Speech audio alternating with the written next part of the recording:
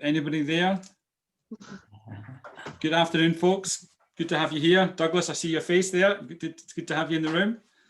I can't stay the whole time, but it's lovely to see your face, and it's lovely to see Ross's as well. Excellent. Thanks for that. Thanks for that compliment. That's wonderful. Yeah.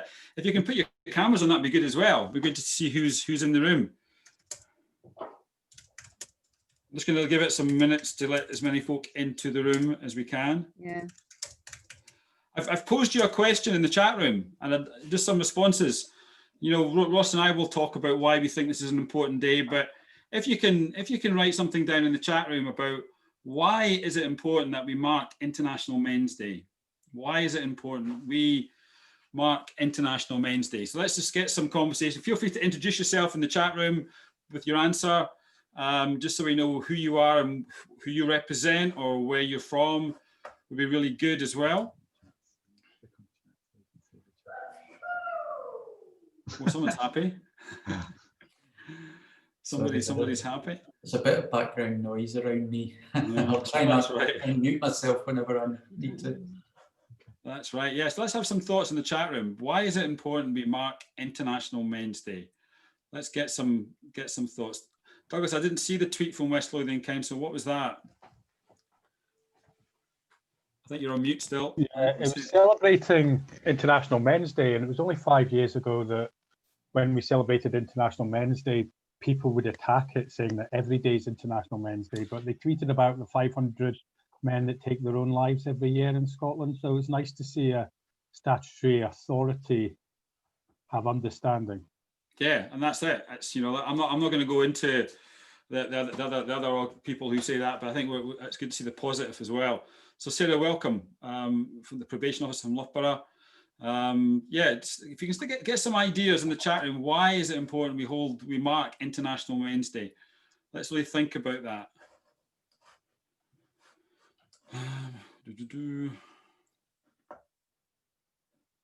Thanks, Doug. Give us some of your thoughts as well. It'd be really good to do that. Let me just. I'm just going to. We've got some more folk coming into the room, so we're going to give it a couple of minutes. That's good, Mark. I'll probably start responding to some people as well with some of these conversations as well. But let's just put as much as we can into the chat room just now. I'll use the chat room from time to time.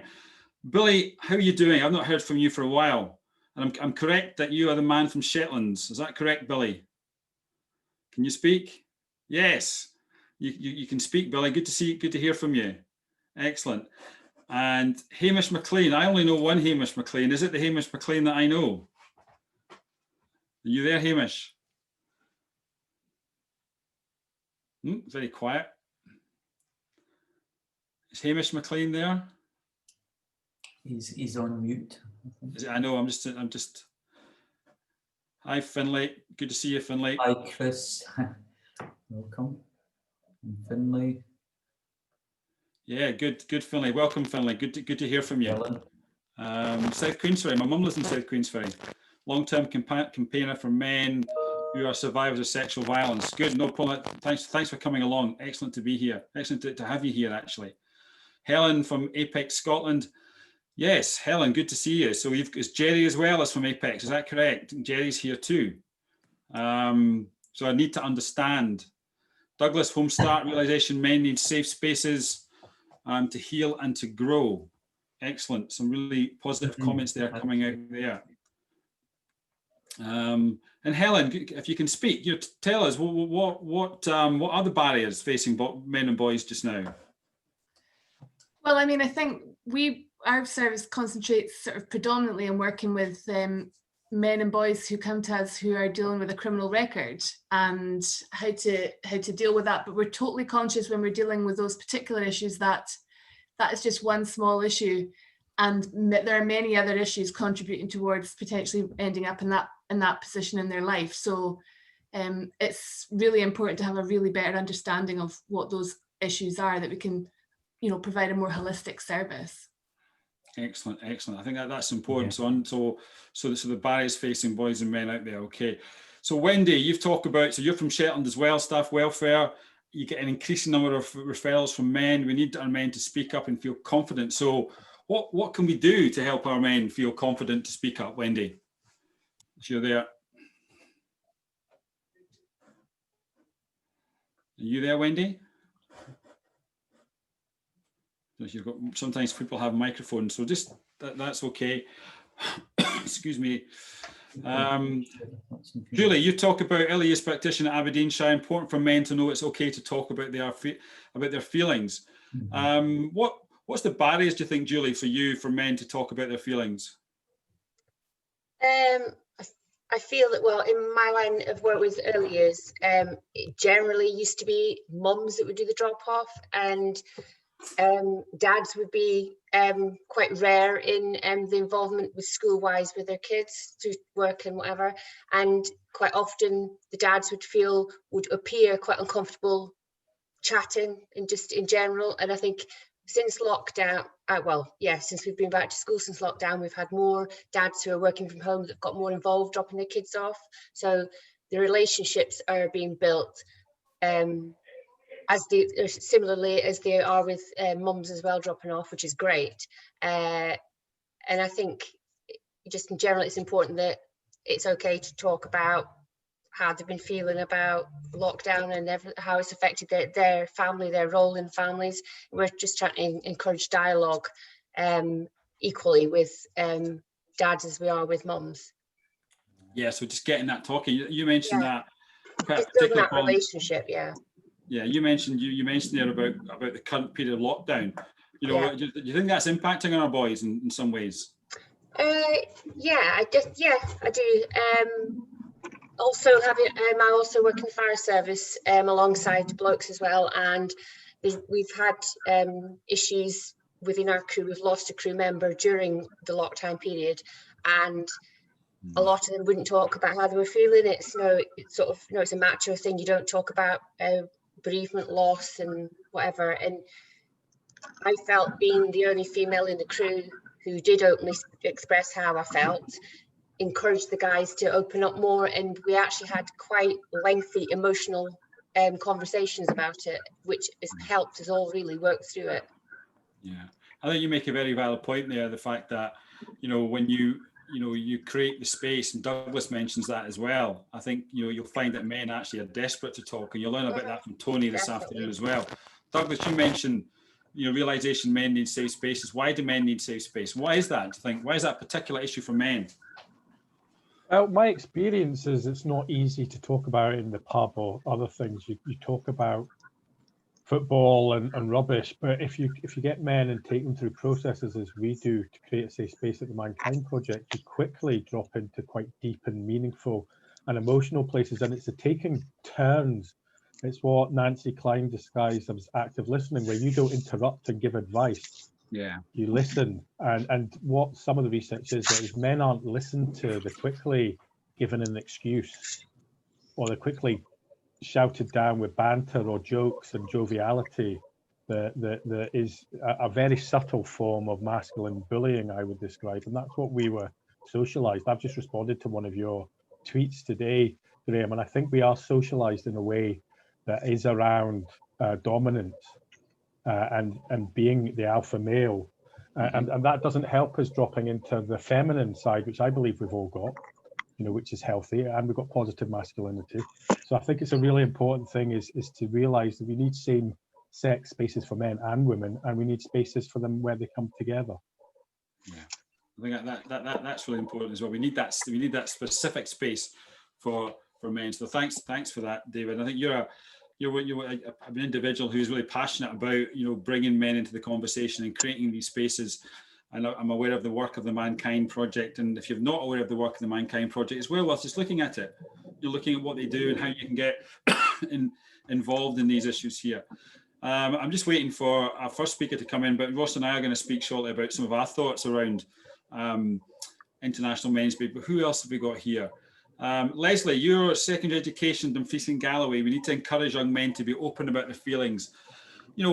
How do you find young men in the school setting in secondary education? How do you find that, and what do you see are the challenges for you when you're working with young boys and young men?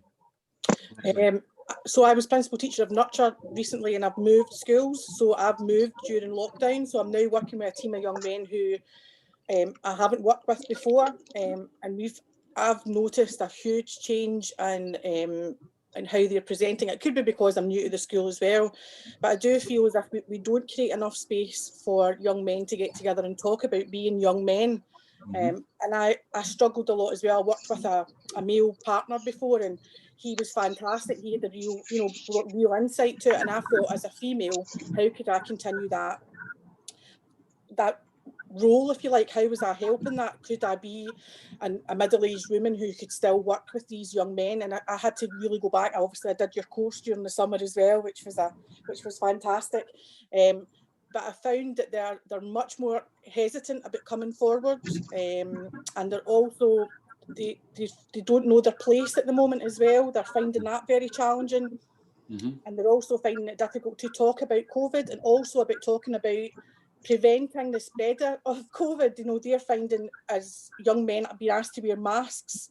A lot of them find that quite difficult as well. So lots of challenges, but also we've had lots of positives as well, where they're wanting to come forward and work with young people too. So that's where I would like to go. I would like to be able to take these young men as mentors and then train them up so that we're feeding it on within the secondary education. And I'd like to do it right across the whole region if possible, but we're going to start off small. Okay, and Ross, just quickly before we go any further, Ross, that point Leslie was making about COVID, what do you and I talked at the start of lockdown about particular challenges being faced by boys and men at this time. Do you want to just talk about some of the things we talked about? I think it's quite relevant. You're on mute again. There you go. I think we did a video right at the beginning of lockdown, didn't we, on this? The whole thing about how young men. I think they were being stigmatized quite a lot in the media. At one point, about being out in groups and breaking the rules and things like that. And I think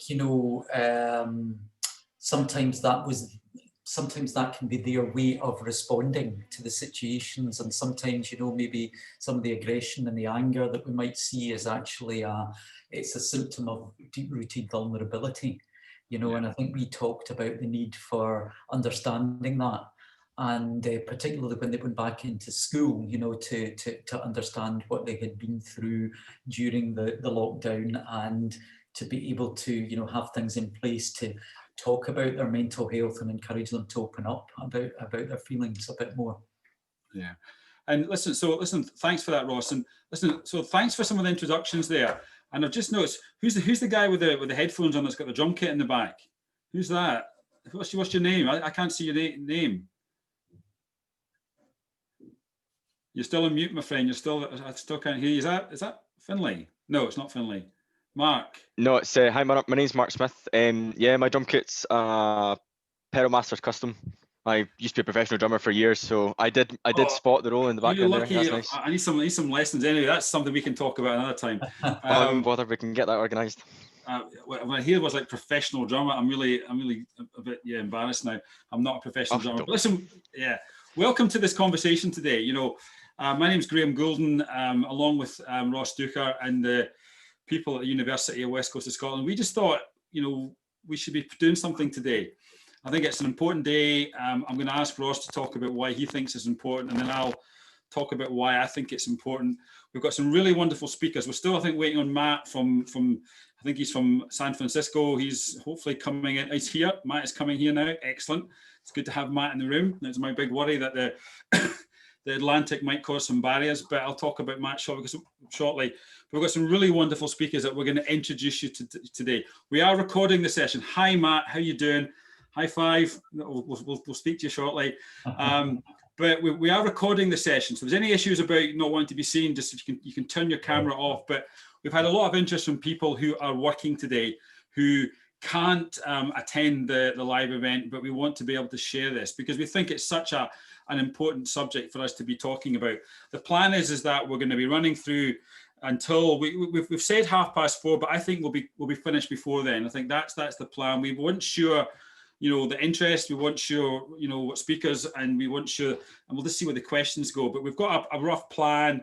We're going to do, we've done the introductions just now. We're going to start to talk about why Ross and I think this event's important.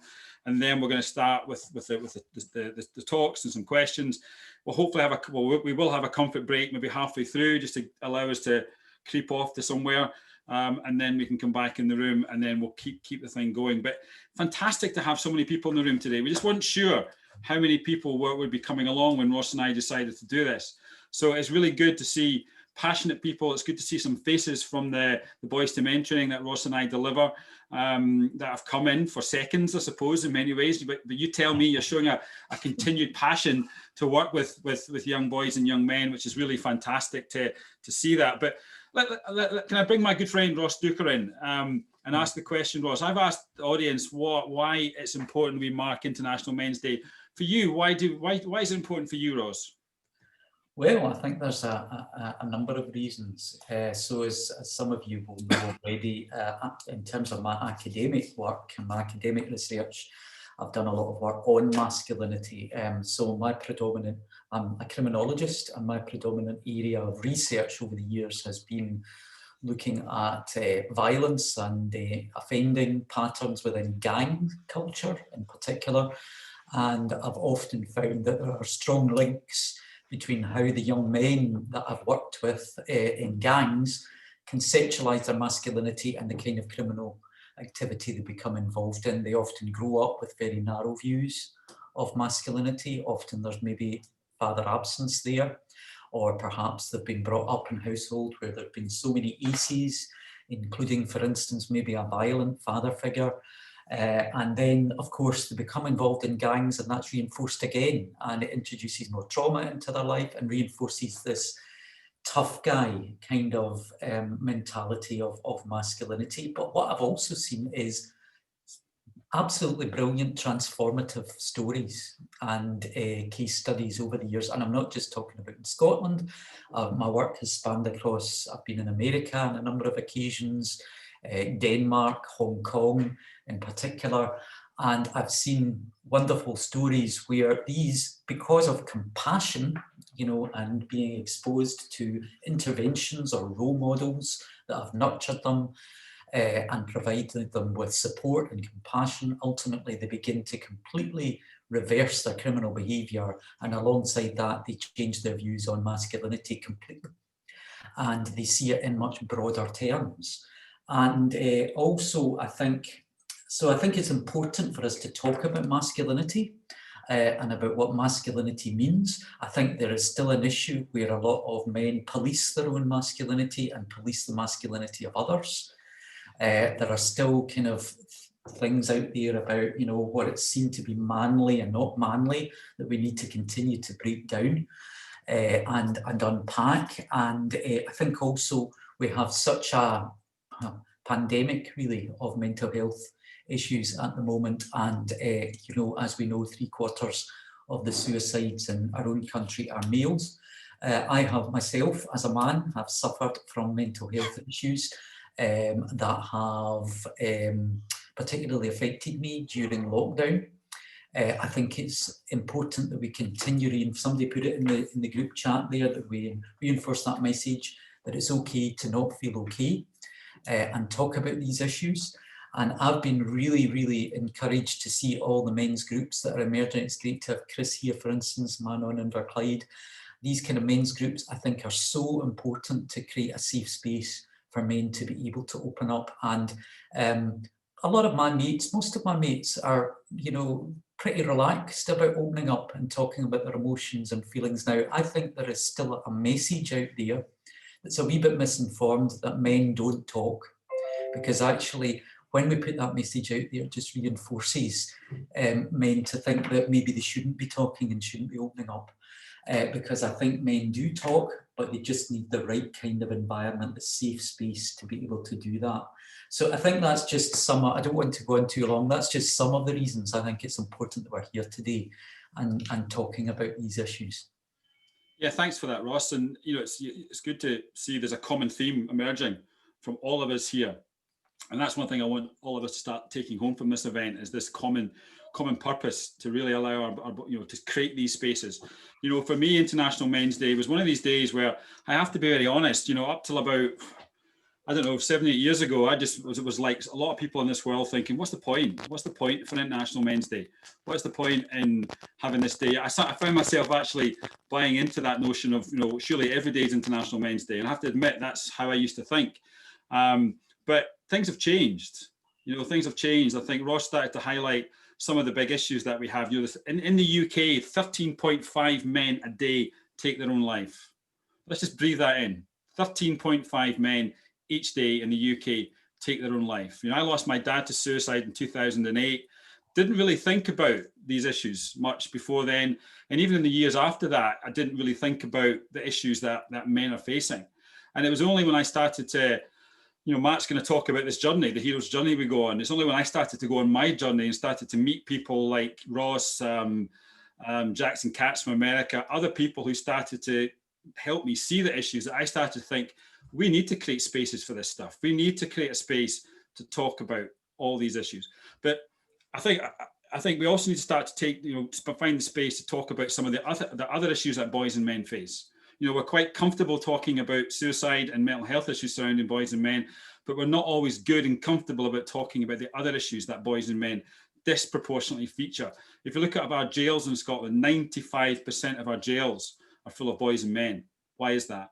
If we look at homelessness, addictions, I'm not ignoring other people who are suffering these issues, but when we look at homelessness, when we look at addiction issues, why is that? Someone mentioned in the chat room about boys maturing later, and could that be having an impact? There's some good studies recently about young men's prolonged exposure to chaotic lifestyle and trauma can actually impact on their brain development in the future. Is that one reason why we're seeing such a disproportion around these issues? And also when it comes to violence, I spent the last 8 years of my policing career as a chief inspector working with the violence reduction unit.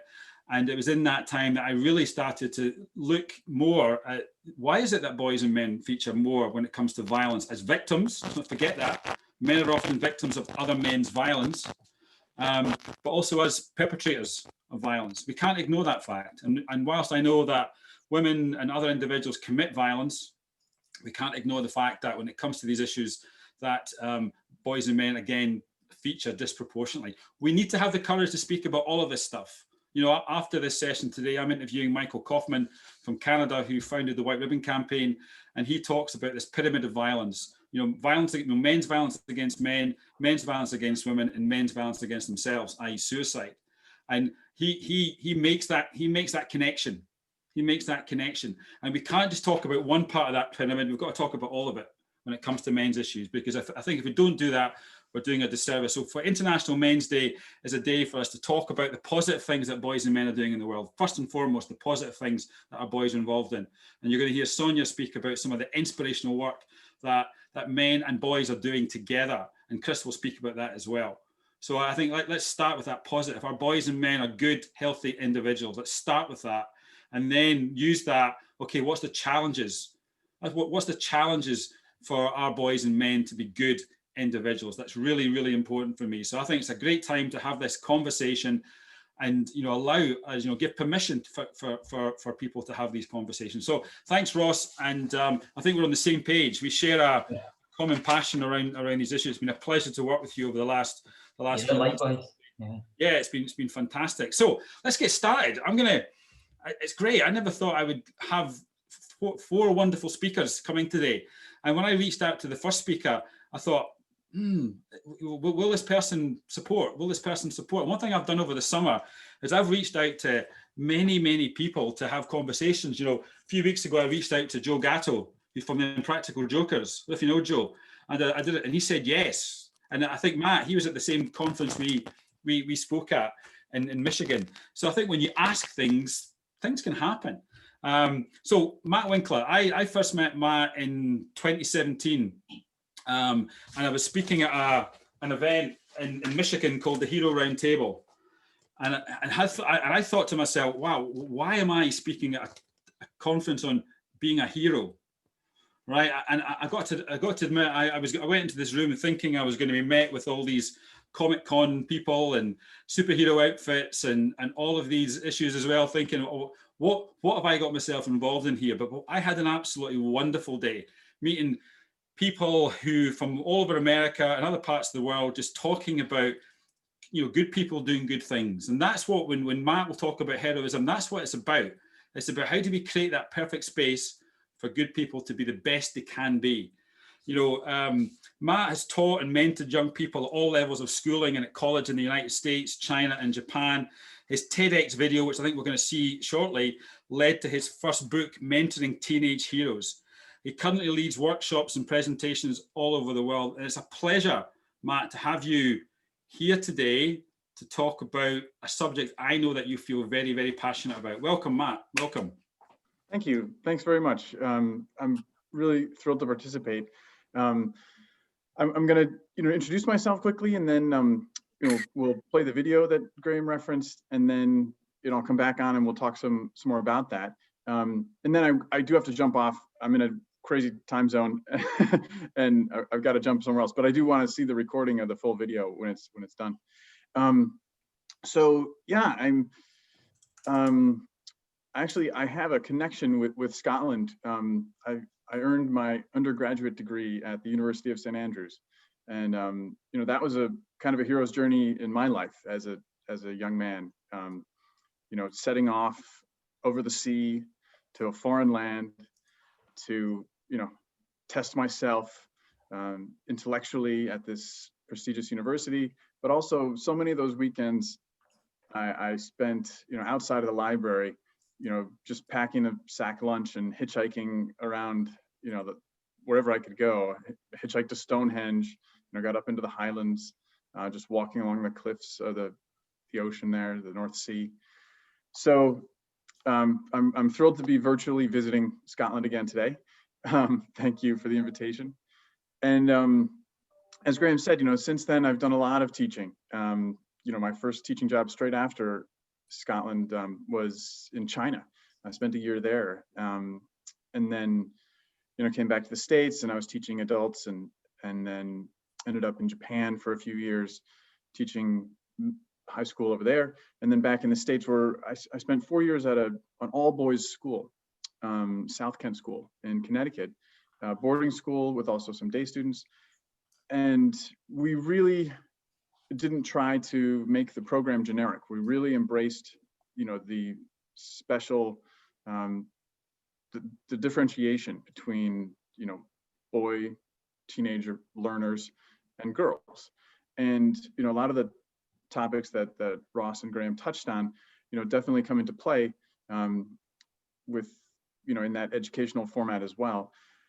And the school, that's really where my research into the hero's journey began, because the school's curriculum was actually structured around that concept, where the idea was, a boy would enter the school and sort of, become exposed to new ideas, and then throughout the course of his education, have to pass these tests of his identity. And the expectation was, upon leaving the school, upon graduating, that each boy would really, through those tests, have come to understand himself and his place in the world. And I think that objective is often missed out in the very academic and dry curricular structure of many institutions for that very formative age. So that led to the video that we're about to play, and then spun up into a book that ties it all together. So it's a quick, I think 3.5 minute video, and if we could just roll it now, it'll speak for itself. Yeah, thanks for that. I think Lee's going to roll that for us. Here we go.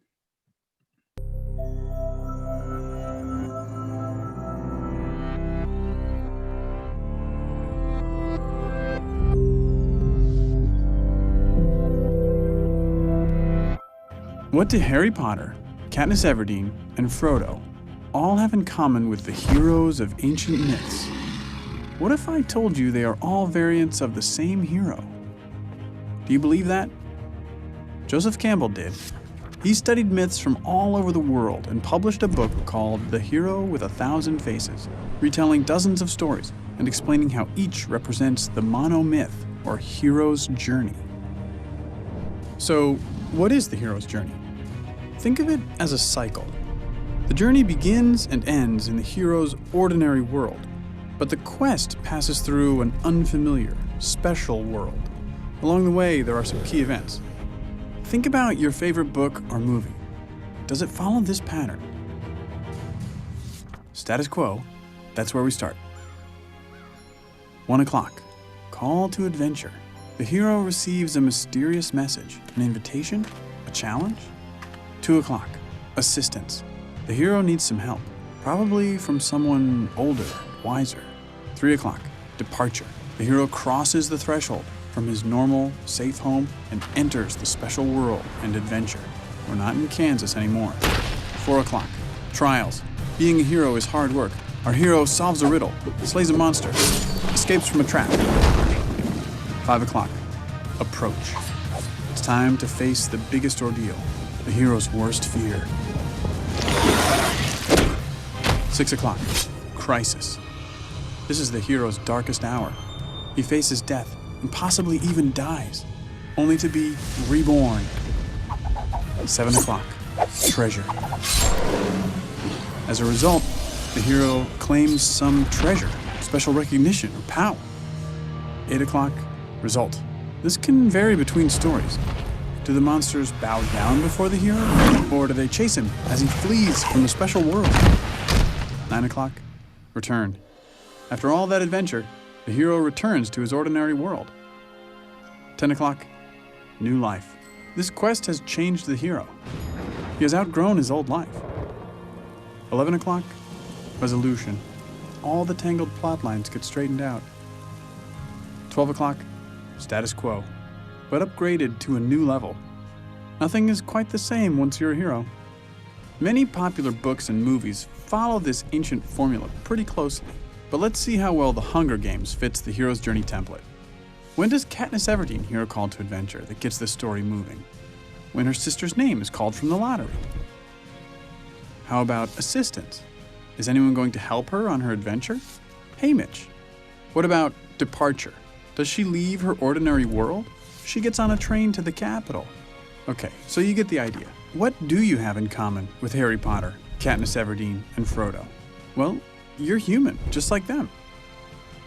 The hero's journey myth exists in all human cultures and keeps getting updated because we humans reflect on our world through symbolic stories of our own lives. You leave your comfort zone, have an experience that transforms you, and then you recover and do it again. You don't literally slay dragons or fight Voldemort, but you face problems just as scary. Joseph Campbell said, "In the cave you fear to enter lies the treasure you seek." What is the symbolic cave you fear to enter? Auditions for the school play? Baseball tryouts? Love? Watch for this formula in books, movies, and TV shows you come across. You will certainly see it again, but also be sensitive to it in your own life. Listen for your call to adventure. Accept the challenge. Conquer your fear and claim the treasure you seek. And then do it all over again.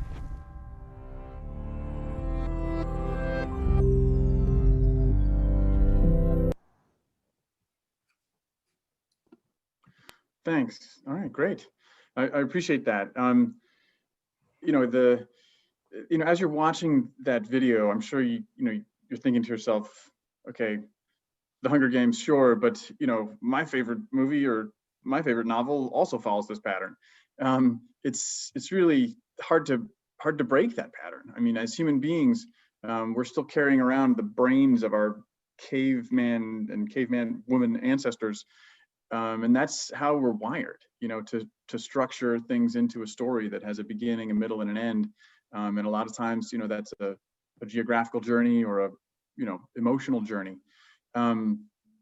So, when I do that, when I use that video in workshops, and, TED Ed has this posted for free for, 3 or 4 years now, more than that, actually, wow, 6 years.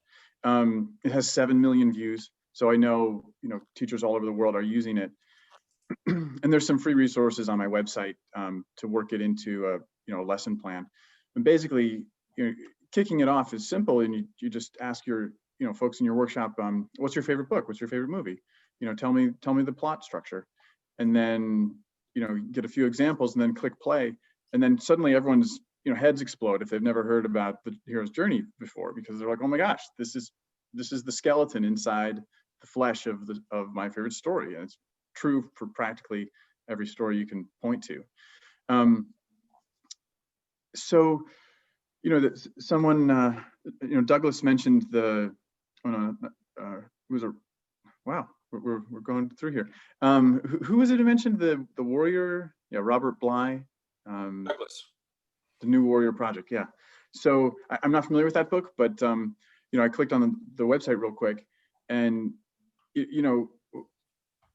I have this concept of the origins of the hero's journey plot structure as you imagine Neolithic human beings kind of crowded around a campfire, telling the story, telling the legends of the hunt or of what's in the stars, and it must take the shape of that that hero's journey, that mono myth, because there's just so many examples all over the planet of ancient myths following this structure, and of course those go ahead. Does someone have a comment? No, you go. Yeah. All art is derivative in some way, and so all the stories since then have just kind of built on the ones before it. So it becomes a framework for our mind, to understand our own experience. So when we, as I was saying about the school where I taught, if you're in a world today where so much of society is kind of balkanized into you have your home, you have your job, you have your hours of screen time, and where's the real experience? Where's the grit? Where's the connection? With all of these things, and just based on the website link, it seems like that's kind of a return to that, an admission of these these deep-seated tribal and primitive impulses that are still stuck in our neurology, and I think that the power of story comes from that. We can use it very powerfully. I mean, when I've done workshops with folks like folks in recovery and Alcoholics Anonymous or other groups, and we go through this exercise, immediately they understand it. Like this is the story of my addiction.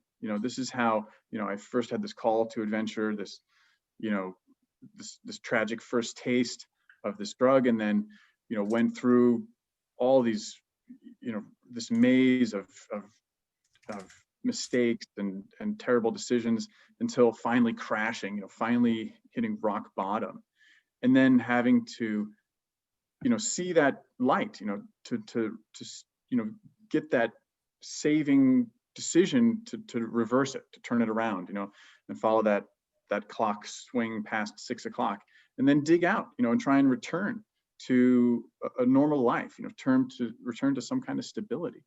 So it's a very elastic concept, but the power of story, because our brains are so deeply wired for it, can really help give people that inspiration, which is so essential for hope. So referencing, asking people, hey, what is your favorite story? I mean, there's usually an answer. There's a connection, whether it's in modern day, video games are very narrative based. Movies, books, when you can find that connection with a person, I mean, as a writer and a teacher of literature, if I can meet someone on their home turf with that connection, oh yeah, I know that story, that's such a great story, remember that scene where this, you can really bring the heart into the conversation, and then flip it around and say, okay, well listen, that's a metaphor, right? That's fiction, but your life is real, and you can be just as heroic. Like, you can take that decision to change your life. You can grab the wheel of your life and take a hard right turn that is within your power, and all you have to do is kind of get in that heroic mindset of, I'm not just a passenger, I'm not just a bystander, I'm an actor, I have agency. And I really think, that's what that's what the hero's journey teaches us. I mean, that's when those elders were sitting around a campfire, you know, teaching those young and adolescent cave girls and cave boys. That was the message they were trying to inculcate in their tribe. It's like, look, this is what the hero does. The hero takes a risk. The hero lays it on the line. You know, the hero sees the danger and runs toward it and, you know, changes the outcome. And that's what it means, you know, to be, in this case, you know, a man. You have to grab the wheel. So, you know, that's what I came here today to say. And, you know, I just want to thank you all for having me. And please feel free to reach out, you know, social media, website, email, and I hope we can keep the conversation going. Thanks for that, Matt. You know, just start thinking of any questions that you want to put to Matt. But I'll start off with one question. You know, what is the role? You know, Ross and I have talked about mental health issues affecting men, suicide, other issues as well. What is the role of men on this journey? You know, so you know, what is my role when somebody else is on their hero's journey, so to speak? Yeah, that's a great question, and you know, I have an easy answer. I mean, you know, that clock pattern, you know, 2 o'clock assistance. You know, the example of, you know, Katniss has to go to the Hunger Games, and there's Haymitch. I don't know if you know the story. Who's like, okay, I'm going to be your mentor. I'm going to train you all about the Hunger Games. You know, Gandalf the wizard shows up to help, you know, the Company of Nine go through the Lord of the Rings. I mean, the examples are all there as this mentor role. And you know, when I was teaching at that boys' school, I mean, that was clearly my role. You know, the journey wasn't about me. You know, it was about my students, and I was serving in that, you know, Merlin to Arthur kind of paradigm, which is also baked into our brains. And it's important to understand also that, you know, fiction will tend to simplify the world, but in our own lives, like there's going to be several kind of hero's journeys happening at the same time, kind of layered on top of each other. You know, you might have one that's academic, where you're just starting a new school, layered on top of a romance, where you're just, you know, at the tail end of breaking up with someone, you know, layered on top of relationship with your dad, which is kind of on the rocks because you're a teenager and you're asserting your individuality. So, you know, it's not going to be just one story. And, you know, using this lens, it's you know, you can sort of unpack all these different aspects of your life, and you know, like it's almost like an X-ray vision of what's happening. You know, what point on that clock am I at in each of these different journeys in my life? We got some. Does that answer your question, Graham? It does actually. Yeah. Any other questions from anybody? Either write something in the box, or if you want to turn your mic off and come in, talk about things. Let's get some conversation going. It's interesting. What I'd like to hear Chris's a little bit more about what you're meaning there, Chris. About how the guys have taken the hero's journey since March. Yeah, I just put in the comment that I really love the video. I watched it the other day, and probably can relate to it myself, which I'll come on to later on, in terms of, you know, creating this support group that I've done in Inverclyde. But I think a lot of our volunteers who have lived experience of their own mental health are now supporting other people, and I think, you know, they could probably relate to going on that journey. And when you think of it, to, you know, your books and your films that you enjoy, it's quite cool how it does follow that same pattern. So really love the video. It's great. Douglas, you've got your hand up. Yeah, there's something around mission that we do, and I've always lived my life by values, but also purpose. And there's something powerful that we do in the MKP is we hold each other to account to what our mission is, and integrity. And Joseph Campbell's work is weaved through what we do in Mankind Project. But Ian John does a really good stuff about the wild man. And what I've learned, there's 3 wild emotions. Sorry, I've got a phone call I'm going to have to take. I'm going to have to drop it there. Okay, don't worry. That's it, the urgency. Any other questions from anybody? From anybody at all? Hamish, are you there, Hamish? Hamish McLean. Can you speak? Yeah, hello. Sorry about earlier. I was actually listening in the car and chasing my tail a wee bit. And it is the Hamish McLean that I know. And I don't know if you share, I often talk about my journey.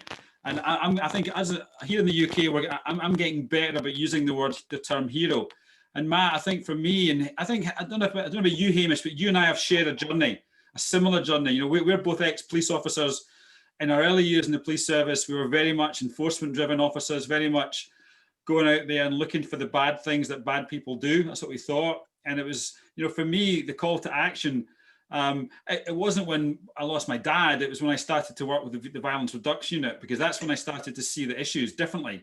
And I started to think about the issues. And on that journey, I met people like Ross, I met people like Jackson Katz, Matt in many ways, who gave me some idea of what this journey was all about.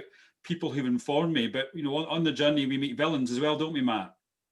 Who are the villains, and who are the villains out there for you, Matt?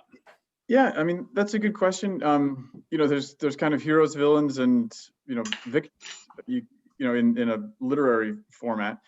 But the villains, I think, in a fictional work, tend to be the opposite, right? The polar opposite of the hero. They share some of the same attributes, but they've made a different decision. So it's kind of, the villain typically answers the question, what if this hero had taken all these skills and abilities and powers and chosen the dark path? Then that would be the shape of the villain. So metaphorically speaking, it forces us as the reader, the audience, to confront the decisions that we take in our lives, and say, okay, here I am. I have all of this native ability. What am I doing with it? Am I doing the best that I can do, or am I doing something that's more selfish or lazy? And so in our lives, the villains are inside ourselves.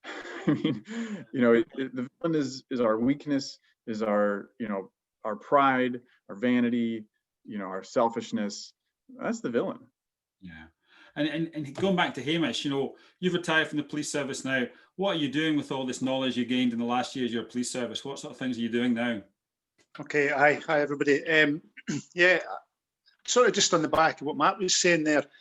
For me, I used to think the villains were, as Graham described, the bad guys. But actually, having worked with a lot of really challenging young men in Pullman, which I did for about the last 5 years in my police service, I think what I've come to realise is that the villains very often is the system and the structure and the culture that we hold to, and looking at a way of dealing with the behaviour rather than trying to treat the symptoms of the behaviour, and trying to level the playing field a bit as far as a lot of people are concerned. I'm working with Action for Children now. I'm a consultant with Action for Children with our Serious Organised Crime Early Intervention Service in Edinburgh, and we're looking at designing and delivering bespoke interventions to young people who are on the cusp of being exploited by serious organised crime. I'm working with a number of peer mentors with lived experience who are absolutely invaluable in terms of the work that we're doing, and we're starting to do some supported work with key workers, and also to look at how we can develop group work to support young people and really get them understanding, how as men that we need support that's really difficult, I think, culturally to accept. Yeah, and I think the point I'm making with you, Hamish, is that you're now outside, back in your world, giving your guidance, advice to other boys and men and other individuals about the journey you've been on. You've learned so much from people with lived experience, from professionals. I often say that some of the villains in my journey were my colleagues who wanted to pull me back to the old way of thinking as a police officer. And I think that's something that, I'm very open about. And I've told people that. I think I've said in the past, some of my family were my villains, because they didn't really understand my passion. They didn't understand what I was talking about, and they just started to, think, Dad, you're always working, you're always doing something. You're always speaking about this stuff, as though I was becoming all evangelical, but I was really starting to talk more about this, understand the issues, and now they understand that. I've helped them understand it. So I think, any other questions from Matt at all, for Matt before he goes? He's just starting his day in America just now.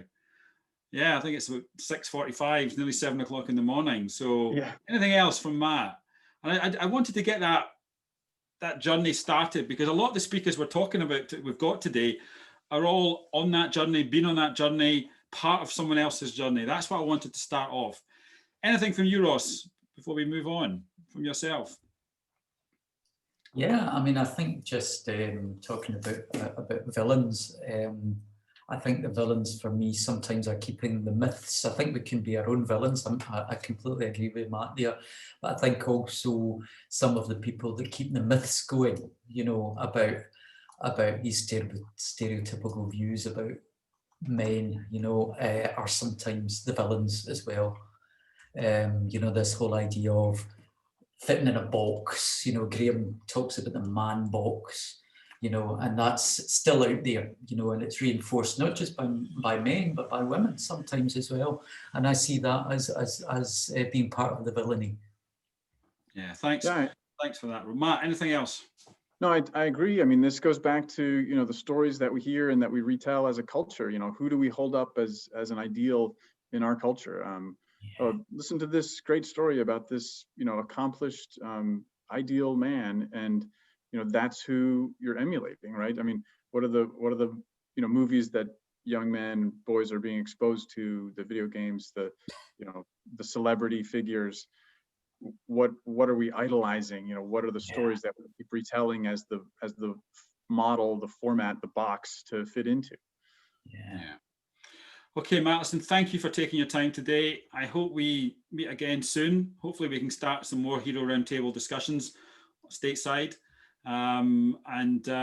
Thanks again. Have a great day, and thank you again for coming along to this event in Scotland. Glad to have you.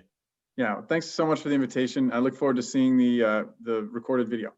Yeah, thanks very much, my friend. Take care. Take care. All right. Bye, everybody. Okay, over to you, Ross. Talk about our next speaker. Yeah, so delighted to introduce Sonia.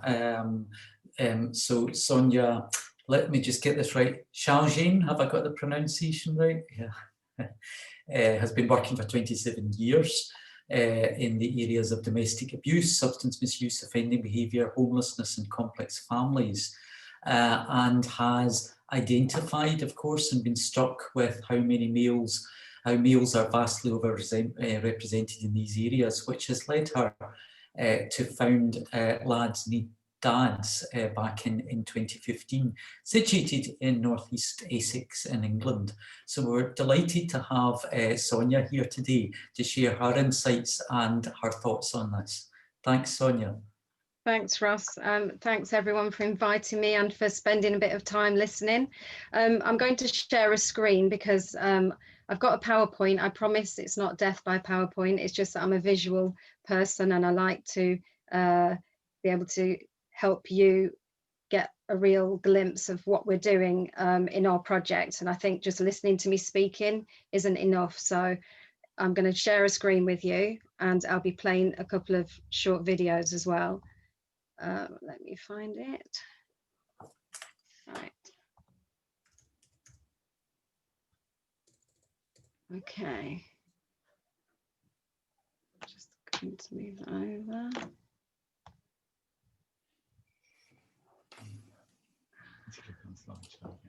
Yeah, sorry guys, nearly there. I'm beginning. I don't think it does. Right, can people see that? Yeah. Can people hear me? I can hear you. It's still in the original format. It should be there though. Yeah, I can't get, for some reason it won't fill my screen. Sonia, if you go back into, yeah, you've got it. There you go. Got it. Yeah, I'm there. Okay, thanks everyone. Okay, so what I'm going to do, I'm going to talk you through the reason why I set up Lads Need Dads, and I'm going to share the model that we use with you and share some stories as well, some testimonials from the boys that are featuring on the video, just to bring it to life a bit for you. So why I founded Lads Need Dads was very much given away in the intro from Ross. The main reason is because they're way overrepresented. I see males as the high risk gender, having worked for 20 odd years in all of these fields and seen them overrepresented. And I got to a point in my career where I was frustrated with the system, with so many things. I thought, you know, why are we not actually intervening early and having an earlier intervention approach, particularly as so many men from these fields had grown up without a father or without a positive male role model. That seemed to be the link, the thread that went through all of the clients that I met within all of those services seemed to share this common factor. So I thought, if this is a high risk factor, why aren't we doing something earlier to prevent the next generation, the next set of statistics building up? So that's my main reason I set up Lads Need Dads. The number of suicides among boys is much higher than girls, yet boys are 6 times less likely to seek help. We need to be addressing this early. We need to get young men early so that we can prevent all these risk factors increasing. 2 years ago, this will be up now, but £51 billion was spent responding to family breakdown. So what this shows us is we're a society that literally responds to problems. We don't invest in prevention, do we? We're always responding.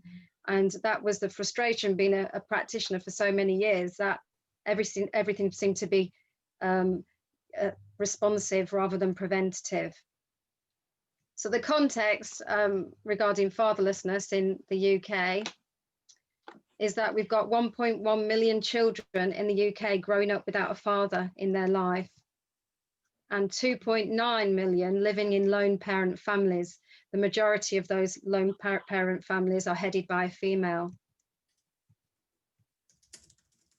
So why Lads Need Dads? Basically, like I've talked about, statistics show that young boys where a father is absent and who have no appropriate male role model will struggle as teenagers and are at a higher risk of low self-esteem, dropping out of education, antisocial behaviour, substance abuse and crime. Obviously, not all boys growing up in single parent families will be at risk of all of these. It does depend on other protective factors that are around that child, which I will go on to. But they are at a higher risk and we can't get away from that. So our mission is twofold. The first is to empower, enable boys age 11 to 15, which we see as a really critical age in a teenager's life. It's that transition from boy to young man. So to empower and enable boys aged 11 to 15 with absent fathers or limited access to a male role model to be motivated, responsible, capable, resilient, and emotionally competent, which I will refer to soon because that's so important, to prevent them from becoming at risk of underachieving, offending, exclusion, or dropping out of school. So if you put these things in place, they're preventatory factors. Rather than dealing with when the horse has bolted, actually put these preventatory factors in place and hopefully you'll prevent the negative things from happening. And our other arm is to raise awareness and understanding of the important role fathers play in the emotional, mental and educational development and well-being of boys. So that side is where our outreach and campaigning and working alongside Men and Boys Coalition to try and look at policy.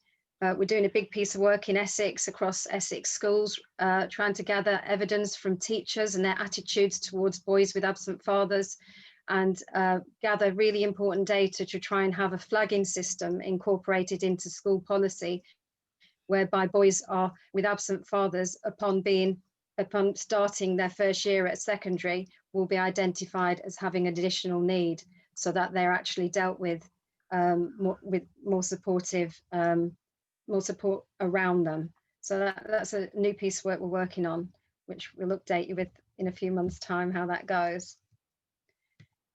So I just wanted to touch on the referrals that we receive, because I think when people think of boys with absent dads, they just think automatically it's just dad's done a runner, maybe gone off, had an affair and left the family. It's so not like that. It's vast, the reasons absence, it's vast. So yeah, one of the top reasons is mum and dad have separated, and often the mother gets the custody of the child or the children and the family home, so it's dad that has to leave. Some boys we meet have never ever met their dad.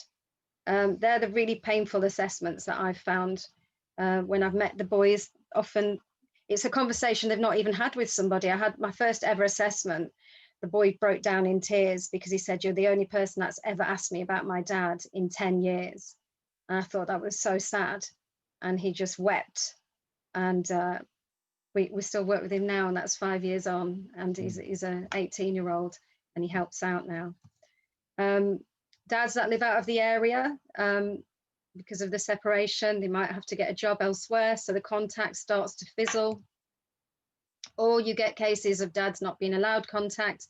We actually are quite firm about this. We don't work with families where dads have been prevented from having contact with the son if he's actively trying to get contact, if he's no risk to the family. We'll challenge that. We rarely ever get actual cases referred to us where dad is trying to have contact, because we want to encourage that contact. Domestic abuse, that's always a factor in some of the referrals. Dad's died. About 20% of our referrals are related to dad dying. We've had more come through from suicide other than natural causes or accidents. Or dad may have just walked away, not been able to cope with the responsibility of family life. Dad's in prison. Some boys see their dad sporadically. We have looked after children, not just in social care, but looked after by nans or aunts. About 25% of our referrals are for children who don't have a mum or a dad. They actually are looked after by a grandma, and foster care. So what I want to just share with you is the voice of some of the mums and carers of who've been on the receiving end, because we don't just work with the boys, we support the mums and carers as well, because we feel it's absolutely critical that the well-being of the mum or carer is taken into consideration, because that impacts on the boy. So I'm just going to play this if it works. I hope you can hear it. I found Lads Need Dads after searching through the net for any type of help for my son. He'd become unmanageable, really destructive and really, really angry. There wasn't an awful lot of help out there for young boys, and luckily I stumbled along Lads Need Dads. My grandson Tom first came to LND 3 years ago. He came as a very quiet and shy boy, wouldn't speak up, wouldn't show his emotions or anything, no communication skills. I would recommend Lads Need Dads to all the families out there. When Ryan started the group, he was in a bad place.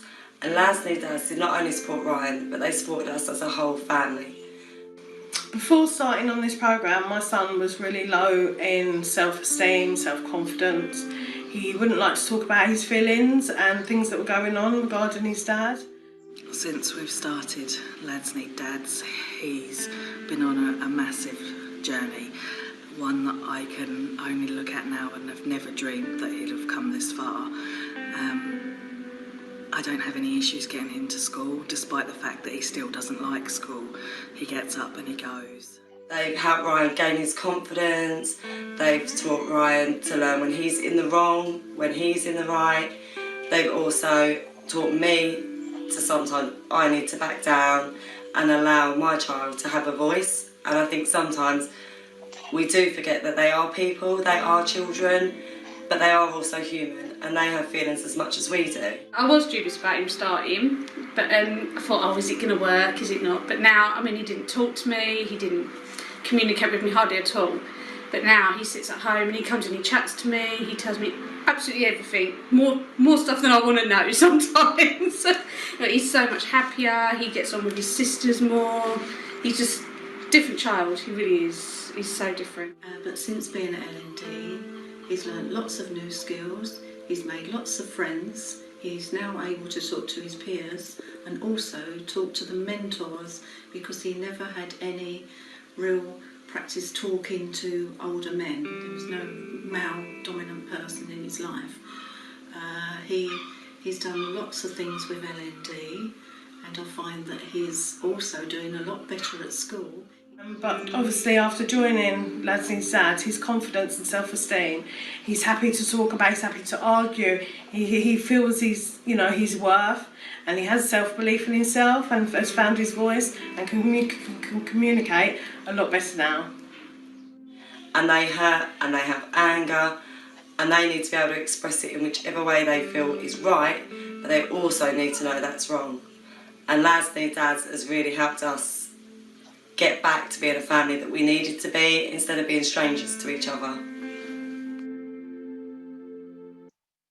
So one thing I did want to just raise is the similarities of the issues that boys present with when they come to us. Because when we talk about, you know, the offending, substance misuse, etc., they don't come to us like that because they're still young. You know, the youngest is 11. But what they do share is the lack of confidence, the low self-esteem, the inability to express their emotions appropriately, lots of anger and rage. And these are all very, very common from whatever background these kids are from. They all seem to share these commonalities within them: the lack of confidence, the low motivation, the lack of purpose, that kind of unfilled void within them. So that is where the work that we do and the mentors and the program that we put on for them really helps. So I'm just going to share this short film, which is, it shows you some of the things we do, and we hear from a boy called Lewis, and then I'll talk you through the program. Here we go. My dad left so early when I was so young, and all the things he wasn't there for, to, you know, to talk to me about, my mum had to. Something wasn't there that was meant to be there. And it's the same for a lot of other kids as well as me.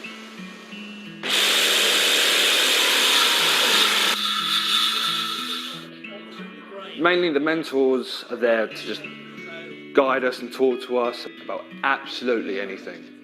They're just there to fill in the father figure. Jordan's one of our graduates from... Sonia's the head of the whole thing. Sonia's always checking in to make sure, oh, do you want to have a chat with him or him? The mentors, they're always there, and it's brilliant. And they're all so nice, all of them. Sonia gets the right people. Well, the whole thing together is an 18-month program. To begin with, we'd join up like every Tuesday in a meeting, me and the other kids, and we'd just talk. The activities, they're like a bonding thing, and as well as the mentors, we'd chat while we're doing this stuff. Outdoor communication kind of between the mentors and the kids, it made us like stronger and know each other better. I was so shy. Oh, in school it was horrible. I'd never speak up in class. When we joined, we were all individuals, and I think now we're bonded as a group. I love them, and when we first joined, we didn't know each other at all. We just went to the same school, and was in the same or similar situation. From individual people that have been dealt a hand, you know, in life, that they were forced to have, and they've completely turned that around now because of this. Lads Need Dads have given me the best opportunity I could ever have, and I know beyond anything it's given me a lot of emotional strength towards anything that comes at me. Left hand up to that one, right hand then up to the next one, and then you've got the two above you. The biggest thing I'd noticed about me is my confidence. I don't feel I'm invincible, but I do love a challenge now, and I think I'm just a nicer person as well. I'm nicer to people.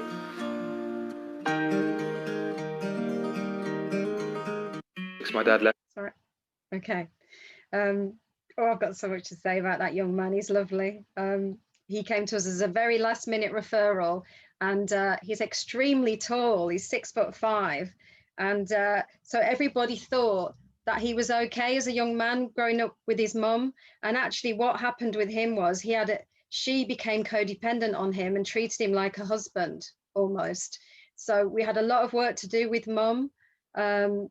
And he was always protecting her because she'd had a violent relationship, not his dad, but somebody else. So he was always too scared to leave her, never went out, just, you know, was really overcompensating. And the lovely story to this is that she got married this year and he went to live with his dad in Spain at the end of the program, and he's living over in Spain. So he reunited with his dad halfway through the program. But I just thought I'd throw that in, give you an update.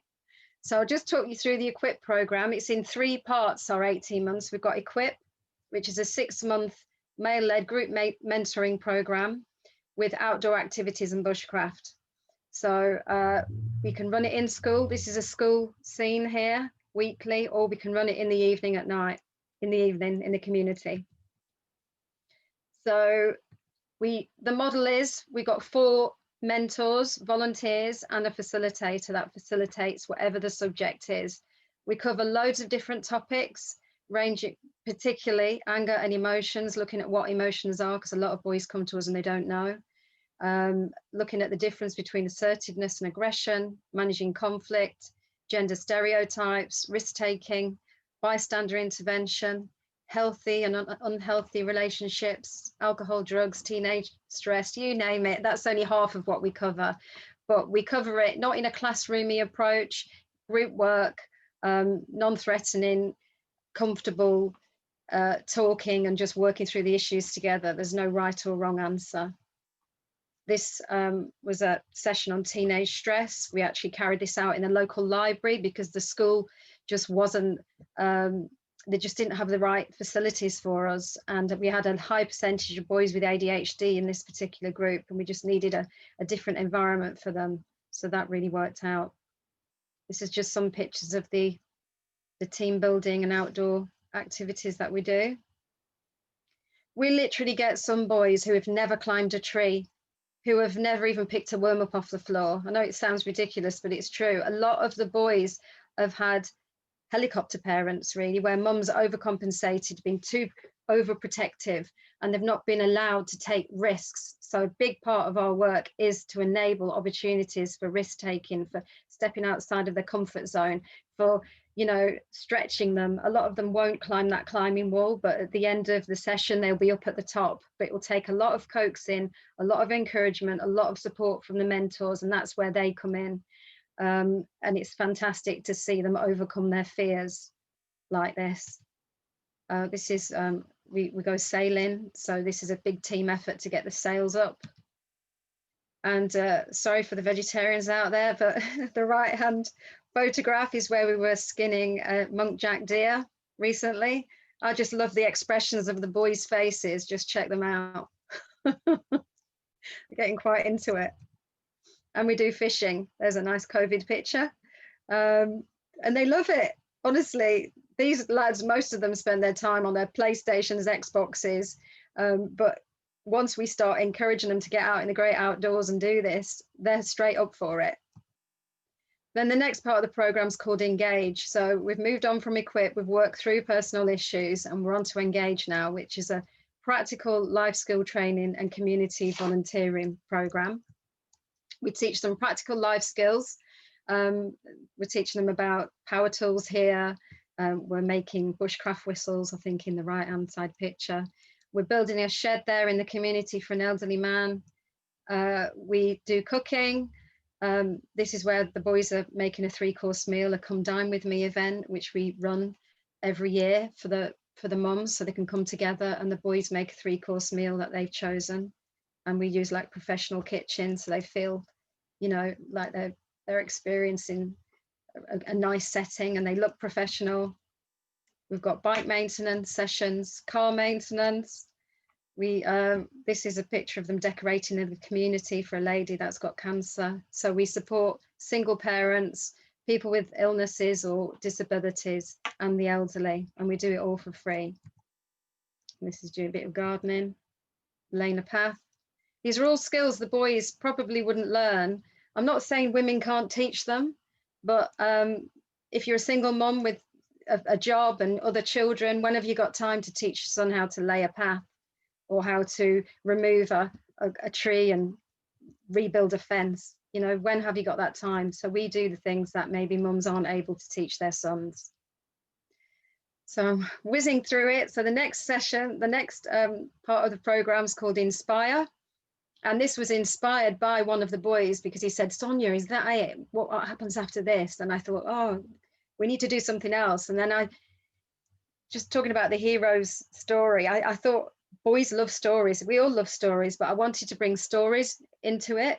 So I thought, what about inspirational speakers that have got stories to tell? Everybody likes a story. So once a month, we invite somebody in to tell a story. It could be about their life. It could be about their job, their adventure they've been on. We had a chap that had rode the River Amazon and won the Guinness Book of Records, and he'd grown up in a single parent home. We've had all sorts of different speakers, and it's great to be able to expose these boys to different men from across the country and across the world, because we've been able to use it internationally during lockdown. And it inspires them to think, well, you know what, he can do it, so can I. This is an example of one of our speakers, the guy at the back, Sean Bailey. He's going for London Mayor next year. He was brought up in a single parent family, and he inspired the boys. So I just want to give boys the opportunity to look outside the box, because sometimes they're limited, being from a small town where they've got lack of opportunity, to think there's a bigger world out there. So if we can't get them to that world, we'll bring the world to them. That's the way that we see it. Within Inspire, we train the boys up to be peer mentors for each other, so that they can actually practice active listening. They can practice how to be more empathic, so that they can carry this on in their life when they're outside the session. And I'll share something with you today, which I want to share this with you because it's timely. I received a text today from one of the nans who has a son on our program, and he's gone through the training to be a peer mentor, and he's had quite a difficult life, and I'll show him at the end.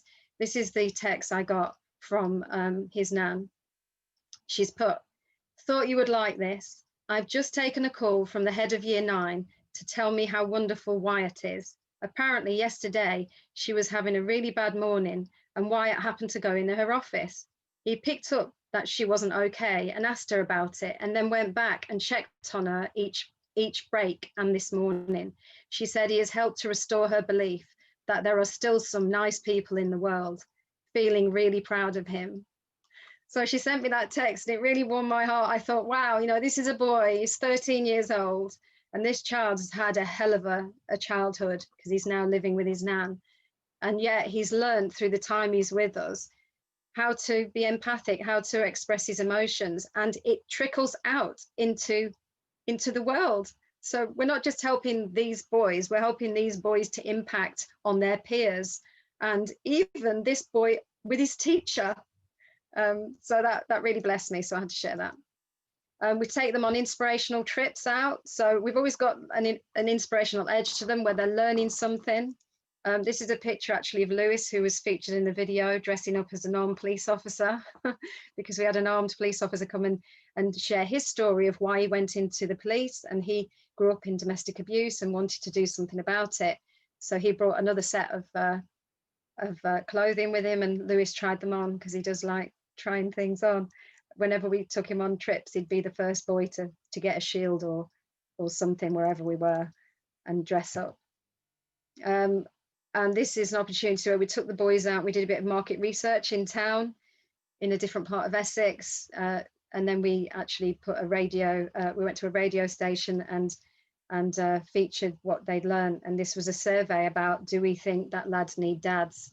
So that was great for their confidence. And then when the 18-month program is over, the boys graduate and they become ambassadors. So that means that they can stay with us as long as they need to until they fly the nest, go to uni, get a job. Our ambassadors also become volunteers. So a few of our, even one of my ambassadors is training to be a film director, and he helps me with all our editing when we're doing some filming. We've got one boy who's actually helped out today in the Equip program. He's now an ambassador mentor.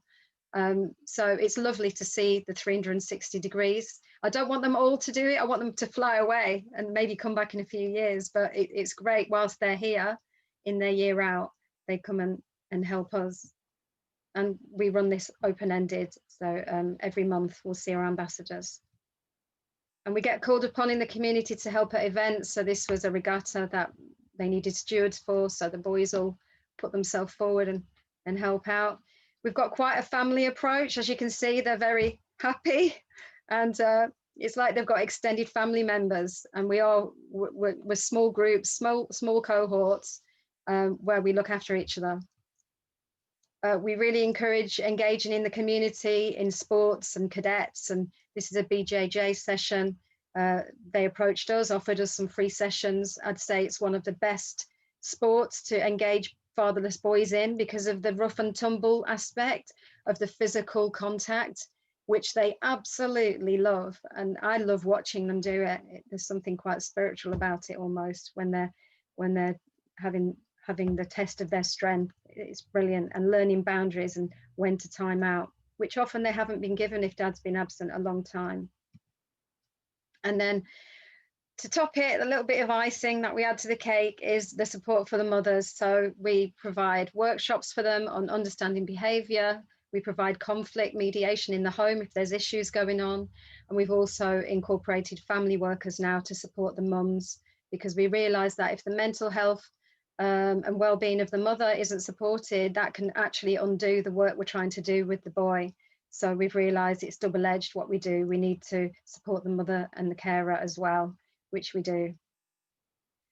So the impact, obviously, these are some of the outcomes that we aim for, which happen. So disruptive behaviour is reduced, raised self-esteem, increased emotional resilience, increased confidence, motivation, increased school attendance and academic engagement, reduced risk of offending, reduction in exclusion figures. There's not one boy who's been through our programme that's ever been excluded. If they finished our programme, they've never been excluded from school, and none of them have gone into offending. And if you think about actually the figures that 76% of under 18s in England and Wales in prison grew up without a father, that's high, isn't it? 76%. So if we were working with boys that are high risk of that, we're preventing them even going into offending, I feel this is something we need to take seriously and invest in. So how they benefit, they've got somewhere to talk, just somewhere to talk openly with other, other boys, which doesn't happen. Having counselling has its benefits, but at the end of the day, it's just one-on-one, isn't it? When you get boys in a room together, like someone mentioned earlier, just give them the opportunity to talk, and they will. It is a myth that boys don't talk and men don't talk. It's a myth because you give them the platform and they'll do it. They'll talk. It's somewhere they'll feel listened to. They have a sense of belonging, increased confidence. They feel understood. They have friends. They feel loved and accepted, encouraged, valued. They feel they've got a sense of purpose. They're investing in their community, so they've got that community cohesion going on. Increased emotional intelligence, decrease in anger, improved mental health, increased resilience, increased motivation, improved school engagement, improved educational attainment, reduced isolation, increased self-belief, and the cherry on the top is increased or renewed contact with dad. What we are not is an alternative to dad, because they're shoes that nobody should fill. What we give the boys is that voice, that ability to raise that issue with their mum, that maybe they've protected their mum from having that uncomfortable conversation about, I want to see my dad, because they don't want her to be hurt or feel like they're being disloyal. But actually they get the confidence to have that conversation. And so many more of our boys actually then go into looking either to find their dad or to actually let their dad in, because they've maybe resisted that contact for a very long time. So I'm nearly at the end now. I just want to share with you this really short film of some of our boys that have either finished the programme or are still on it. And I hope that you enjoy it. You may have seen it already because we do have this on Twitter, but I'm going to play it for those that haven't seen it.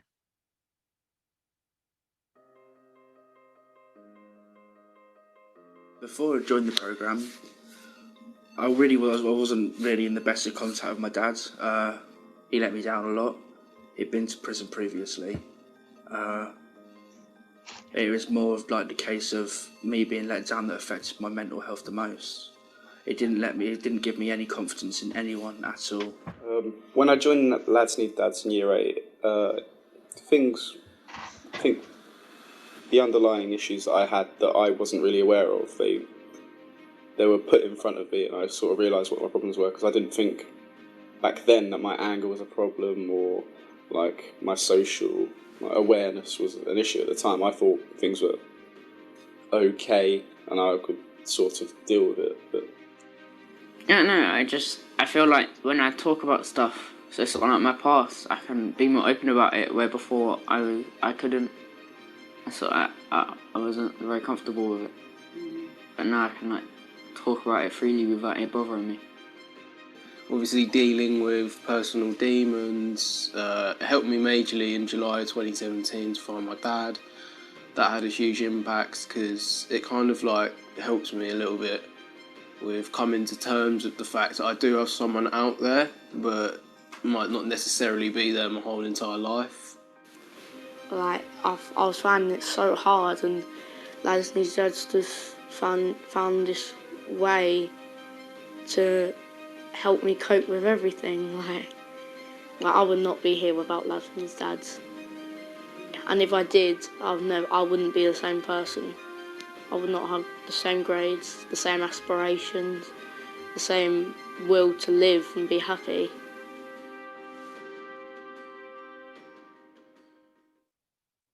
Okay, so I will finish on this slide, which is what needs to change. So we need society's attitude towards males to change and acknowledge that they are a high-risk gender. We've got to get that out there. And I think International Men's Day today is just one of those opportunities to get this message across. Society's attitude towards the role of the father. We need to recognise the important contributions fathers make. I feel it's underrated, it's undervalued. We need schools to recognise boys with absent fathers have additional needs and provide additional support. And that is my main mission this next year, to get them to do that. And if we can nail it in Essex, we want to see it rolled out across the country. Early intervention to mean just that. I'm tired of hearing the words early intervention and see funders saying this is early intervention that we're funding, but actually you never get it, and it's all the other projects that get it. It's not even early, it's late.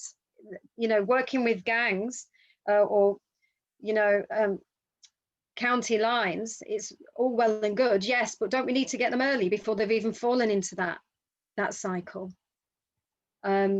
Programs for boys with absent fathers made available in every school in the UK. That would be my dream, to have something. It doesn't necessarily have to be ours, but just something that recognises that boys with absent fathers are high risk. And it's not just about joining gangs. It's high risk for mental health issues, high risk for suicide. You know, we get internalisers on our programmes who are very shut down and quiet and don't speak. They're the ones that worry me the most, not the noisy ones who shout and throw stuff. It's the quiet ones that are introverted, that are mute almost and won't express themselves. They're the ones that I worry about. We need to stop looking at behaviour as externalised and we need to consider the low, you know, the ones that are the slow burners, the ones that are underneath the radar, because they're the ones that potentially as adults could take their life. And my biggest need is more men to step up and help volunteer. You know, you could give me millions of pounds tomorrow and I couldn't spend it, because unless we have the men to volunteer, we don't have a project. I've got a team of 20 fantastic male volunteers and they're like gold dust. It is like digging for gold when I'm recruiting, because we need to find men that are compassionate, that are emotionally intelligent, that have a heart for fatherlessness and actually are in touch with their own issues. And actually that's quite hard. It's hard to find sometimes, but also have skills to share and are able to contribute their time and be committed long term. So if you put all those factors out, you can imagine how many people can't meet that. But I've got to keep on digging. But when we find them, they are like gold, and they're fantastic, and they help our boys become the best they can be, which is our vision, to help young men become the best that they can be. Thank you for listening. I'm going to stop sharing that now. I hope everybody didn't fall asleep there and stayed awake and engaged with it. Thanks so much, Sonia. That was brilliant. It was just so inspiring. Oh, good. Yeah. It's hard because I prefer seeing people and being able to look into their eyes. And when you can't hear anyone, you think, have they gone made a coffee and gone to sleep or what? You know. Yeah, there's lots of really great comments in the chat there. Good. Does anybody want to ask Sonia anything or make any quick comments before we move on to Chris? Sonia, I had a question just around the amazing to see the range of opportunities you provide to those young boys. So it's just brilliant. I just wondered, when the young boys are going through those projects or initiatives, is there an opportunity for them to work towards any accreditation or kind of formal certification? I just wondered if that was an opportunity for them. Yeah, we're looking at that actually at the moment. When I set this up, I literally set it up with £4,000 with no backing. And then I managed to get a small amount of police funding to get the pilot off the ground. And it's only this year that we've managed to get funding for a full-time member of staff to assist me. So up until this point, it's just been me and a team of volunteers. So now I've got somebody else on board. We want to look at that. That is one of our goals. Yeah. But it's literally been testing the program, evaluating it, then rolling it out locally. We've gone further afield to another district now. And now we're at that point where we've got the evidence, we've got some good tools in place, and we want to try and look at a model that would help them get some accreditation, because we're probably not I don't know. I don't think they're at a disadvantage not having an accredited certificate, because to me it's about character. It's about what they take with them. Absolutely, Sonia. Yeah. I'm not taking away anything from the fact that the amazing learning they're doing. I just think the opportunities and that you're providing them is amazing, and I just think there could be opportunities for accreditation there. So that's why I was just asking. Yeah, I'd be well open to some suggestions actually, please, if anybody knows any. Yeah, thanks. It's a good point, that. I'll take that to my board meeting tomorrow to raise as an issue, because we're looking at our focus for the next 3 years. Okay. So, Ross, we're going to have a little 2-3 minute break just to give folk a wee leg stretch. Yeah, 2-3 minute break, yeah. And then Chris is on. Okay. Right. Can I just, I've got a question next to me, my other half, who's a mentor on the programme. Can I just quickly... Hello. I just wanted to really say a bit about the mentors that are involved in Lads Need Dads, because there's something really magical about being a mentor. The boys get so much out of it, but not many guys actually get the chance to work with boys and see the changes that we see in them. And so when you're a mentor, you get a real sense of purpose. And you also get, the mentors check in with the boys every week. So we talk about the boys building their emotional intelligence, but the mentors do as well, And so they're checking and they're being honest about how they feel, and they're sharing bits of their lives that are really impactful on the boys. So I just wanted to sort of come in and say that bit, really, that I was there this morning doing a session with the lads in a local secondary school, all on anger, emotions, understanding emotions and building emotional intelligence and knowledge of emotions and the impact of emotions on behavior. And it's just really, really rewarding as a guy, and Sonia was absolutely right. We don't get enough men stepping forwards. And that's why, from my point of view as a mentor and a facilitator, it's great to see the impact on the men that work at Lads Need Dads through the work that we do. So I just wanted to say that. Okay. Thanks for listening, everyone. I know it's the afternoon graveyard shift. So we have a couple of minutes break, folks, and then come back. Yeah, just a couple of minutes and we'll get going again. Thanks for that, Sonia. Fantastic, first class. And my head is buzzing with ideas to call it laddies need daddies. Yeah, I know you said that before. Some Scottish version. You have the model, you have the fidelity. You know, you just need. Yeah, I've got some ideas and some people that I think would be interested in doing something similar. Yeah, fantastic.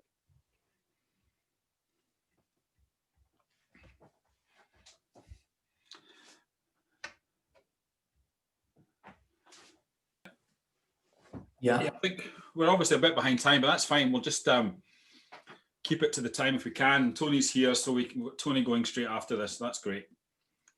Yeah. Hi, Toni. Hi. Good to see you. How did your talk go with Cheshire? Yeah, we had tech issues and I got chucked off mid-presentation, which was really off-putting. We managed to get back on in sort of under a minute or so, but it was kind of just busy presenting, but it was so weird because when I was presenting, because of the way Skype for Business works, I couldn't see anyone, so I was essentially just talking to myself. So of course it's even harder because you can't read the room, as it were. They had a really good turnout. There was about 50 in for our next speaker to come up. So Chris Paul is the founder of Man On, a community interest company supporting men's wellbeing across the Inverclyde area, set up in response to the amount of young boys and men that have died within that community through suicide, drugs, alcohol and violence. So I think, you know, like many of the people I seem to meet these days, I think Chris and I first met on Twitter and got to know really well, and he's doing tremendous work in Inverclyde through this group. So really looking forward to hearing your thoughts today, Chris. Thank you, Ross. Thanks very much for the introduction, and thanks to yourself and Graham for inviting me on today to share our journey of Man On, which has really kind of came about this year and grew during lockdown. I'm going to share my screen. I've got a PowerPoint just to kind of keep myself right. I done one of these presentations a couple of weeks ago and I never had a PowerPoint, so I waffled on for a good bit. So it keeps me right more than anything else. So share my screen and we'll get started. Everybody see that okay? Yeah? Yeah. No technological issues so far, which is great. So yeah, my name's Chris and I am the founder of Man On Inverclyde. And I thought I would tell you a little bit about myself before I go on to share our journey and what we're doing in the Inverclyde area. So very much what Sonia was talking about in terms of the boys who she supports. If that was a programme that was about in the Inverclyde area when I was a young boy, I probably would have benefited greatly from that. Growing up, my father was a heroin addict and my mum really battled depression. So it was really hard for myself growing up. So my introduction to mental health and role models and heroes at home probably was quite difficult. And I suppose for me, getting to 13 to sort of 16-year-olds, I sort of rebelled as a young person and fell in the comfort of other boys who were going through the same thing. We talk about gang culture, very similar to that. Fell in trouble a little bit with the police that obviously was difficult at that point, and I was happy to go through a programme called Diversion from Prosecution, which allowed myself to actually find you know, where my anger was coming from, where my emotions were coming from.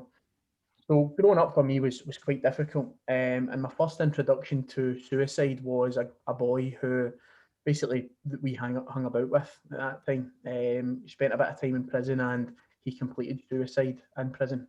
So for me, he was a young boy, it was very difficult, and it was really difficult to deal with. So that's a little bit about the background to myself, and I'll go on to a little bit about Man On. But as I said, it's just an honour to be here and to share our journey on International Men's Day. So Inverclyde, for those who don't know it, I know there's people from wide and far. here. Inverclyde has a population of 78,000 people approximately. There's a few towns, a few villages that go through it. And I've just shared a few articles here where the highlight of Inverclyde gets put in a negative light, unfortunately. So study shows that Inverclyde is the highest murder rate in the UK. Drug deaths soar in Inverclyde during lockdown. Greenock Town Centre is the most deprived area in Scotland, and Inverclyde has the second highest suicide rate in the country. So for ourselves that live in Inverclyde, the light that gets shined on us is quite negative at times. But for me, I want to showcase that people in Inverclyde care and that men care, particularly about our mental health. So yeah, it does get a negative spin, but hopefully I'll be able to put a different spin on that. So for me, Man on Inverclyde was an idea that came about last year, November 2019. My dad, who I had mentioned, growing up was a heroin addict. He'd done really, really well to actually recover from that, but had real battles with his mental health. And in November last year, my dad attempted suicide, and it was the second time that he had attempted suicide. And that year, he spent a bit of time in hospital because of that second suicide attempt. And when he was in there, I actually had the opportunity to spend a bit of time with him in the hospital and see mainly men in the hospital who had been previous and had real struggles with their mental health, all from the Inverclyde area. And it got me thinking about the lack of, interventions and the lack of groups that were in our area for men to engage with. We had a discharge meeting with, the hospital team and the hospital staff, and I'd asked the question about getting my dad involved in some groups in the community, and to be met with, there wasn't really much that we could do. So I suppose the first video where the call to action, the hero call to action, sort of resonated with me, because that was when I felt that something had to be done. I didn't think that my dad would have, survived much longer if we didn't look to see what else we could do to support around about him. And we created a coffee night in a community centre. I used my personal Facebook to get something spread, and we had 5 men turning up to the coffee night, February that was. However, in March, as we all know, we went into the lockdown, a worldwide lockdown. Unfortunately, in Inverclyde, what happened very early on in the lockdown was there was a couple of deaths of young men, young dads, who had completed suicide, and a drug death as well, which was suspected as suicide. So I had created this Facebook page, Man on Inverclyde, and it gained a lot of attention. I created a Twitter, as Ross had said, that was where we had connected, and it gained a lot of attention because of what I was trying to do. And a lot of people were coming to me looking for support. So I sort of used the guys who had came to the first groups to be volunteers and to help me out. I'd asked them if they wanted to kind of help and do a bit more than just kind of coming for support. And thankfully they all agreed to do that. From that, we basically just created spaces for men to talk. We created a WhatsApp club, we called it, as opposed to a group. A Zoom club where we met every Tuesday to talk about how lockdown was and how it was impacting us. And we created a walking club when we could, when the obviously social distance thing was lifted, we were able to go out and about. We were offered, loads of people were wanting to donate money to me and donate money to the cause because of how close it was to them, mums and dads that had lost a son to suicide, or a wife who had recently been bereaved as well. So I was thrown into a business world that I've never ventured into before. We had to be constituted and registered as a community interest company. Eventually we recruited 18 lived experience volunteers, guys who had thought about suicide in the past or had battled their own addictions. And we established a wellbeing centre, and you're going to see that the video of the journey of a wellbeing centre. It was previously an old tattoo studio that was left for 5 years, so we converted that. We produced a mental health podcast. We had some good guests on there, including Ross, and Graham's going to feature on a further one as well. We delivered 80 care packages across the United Kingdom. So people from Manchester were asking us online to get care packages, and you'll see in the video what they are. But mainly we were using that opportunity to get into people's houses because we couldn't do that physically. So we created a care package to show that people cared and that men cared and that our volunteers cared about them and people were thinking about them during this time. We marched across Inverclyde for World Suicide Prevention Day. We'd done that in small groups of men who we marched from Europe to Port Glasgow to raise awareness for what we were doing. We had loads of cars pumping on us on the way up, and we raised a lot of money for that as well. In total, we've raised £16,000 of funding from the start of the year. That's through people doing fundraisers for us and also from the National Lottery, who donated £10,000 to us. We've used that money to get guys access to things like CBT counselling, mindfulness groups, and a PTSD group that runs in the centre as well. And since the lockdown period, we've engaged with over 120 men across various platforms, whether that be social media, coming to our groups in person, coming to our Zoom clubs, and also taking part in our WhatsApp groups. So now that I've introduced that, hopefully we can get our first video, which shows the journey of our wellbeing centre, but also captures some of the work that we've been doing as well in the community. So if you can play the first video. Fine, I'll just need to stop sharing your screen 2 wee seconds. Yeah. Here we go.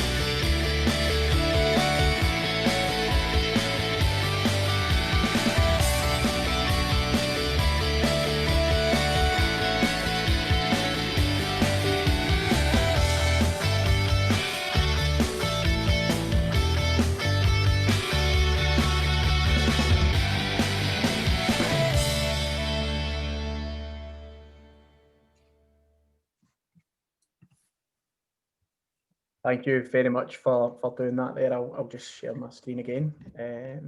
Yeah. So yeah, the work that was put into the wellbeing centre was a lot. Basically, the guys, it was all done with. We went and visited it together, a group of 5 or 6 of us, and we realised very quickly that it was something that we wanted to get engaged with. We sort of went to our members prior to that and asked them what they wanted to get out of the group, because for me, you know, having a lived experience group, people want to be involved in that. They don't want to be told what's happening, they want to be involved in that decision making. So we engaged with them and they told us that they wanted a safe space. We had a community centre that we were accessing, but a couple of the guys weren't comfortable going in when there was a yoga class next door or a kettlebell class in the other room. So we got our own space, and as I say, the guys really worked hard to get that. So yeah, that's the first video. I'm going to show a second video in a minute or two, but I just wanted to sort of talk about the key messages. When I came up with this idea, and I spoke to a couple of people locally, the first response was from somebody who was involved in the mental health sort of services in Inverclyde. And I was told that guys don't like talking about that stuff, it's a waste of your time. And that sort of made me inspired to actually prove that wrong. And I went on the journey that I went on, and I believe that we have proven that to be a myth. That person who said that will obviously remain nameless, but they're now a strong advocate of what we're doing, and very happy to hold their hands up to say that they were wrong. So that was great to kind of do that. But for me, the key messages that we've found is men enjoy talking when they're in a safe space. They enjoy opening up. We've got guys coming to our groups who have held on to things in their head for decades, who are coming and they're opening up about stuff that they probably never dreamt that they would do. But what that has created that is the relationships that we have made with them in the safe space to do so. Men enjoy supporting other people. As I've said, we've got 18 volunteers, all guys with lived experience who are now helping other people and using their own time and spending their own time to do that. Men enjoy creating and building new relationships. Friendships have been created through Manon. There's people now who obviously were held back with COVID, but as soon as we're able to get out and do more things together, I'm sure friendships will have been made by that. Men don't like bottling up emotions. When we've got to the point where we're talking about it now, men are bringing in loads of stuff. The guys are bringing in loads of stuff to our groups, our in-person groups and on Zoom. 1 out of 3 men feel lonely and we need each other. That's something that we are very keen on discussing with our men. You know, a lot of our guys are lonely. They're struggling in life. They're going through changes in life that, you know, that they're struggling to kind of put their finger on. And when they've got that togetherness in that group, they're able to share that. A big thing for us, and I've saw that today on a lot of programmes that's been on TV and stuff that's been on Twitter, is that showing vulnerability is a strength. You know, showing that you're vulnerable and opening up and engaging is actually a strength and should be viewed as that. For us, lived experience is key. You know, if you have had experience of mental health or suicide, or if it's touched your life in a way, then using that to you know, your advantage and our advantage. And again, recovery is not a race. Take as long as you need is our message that we say to our guys who are battling addictions with gambling, battling addictions with alcohol, battling addiction with drugs. And lastly, just our values are community, commitment, compassion and care, and all of those together, which I hope has been captured in the work that we've been doing since this period of time this year. And our video too is going to be our volunteers, 3 of our volunteers talking and opening up. And part of that is guys who have really been at low points. So if we can show that one. The second person in that speaks very, very softly. So if you can just try and listen into what he says, he's been a vital part of what we're doing. Thank you.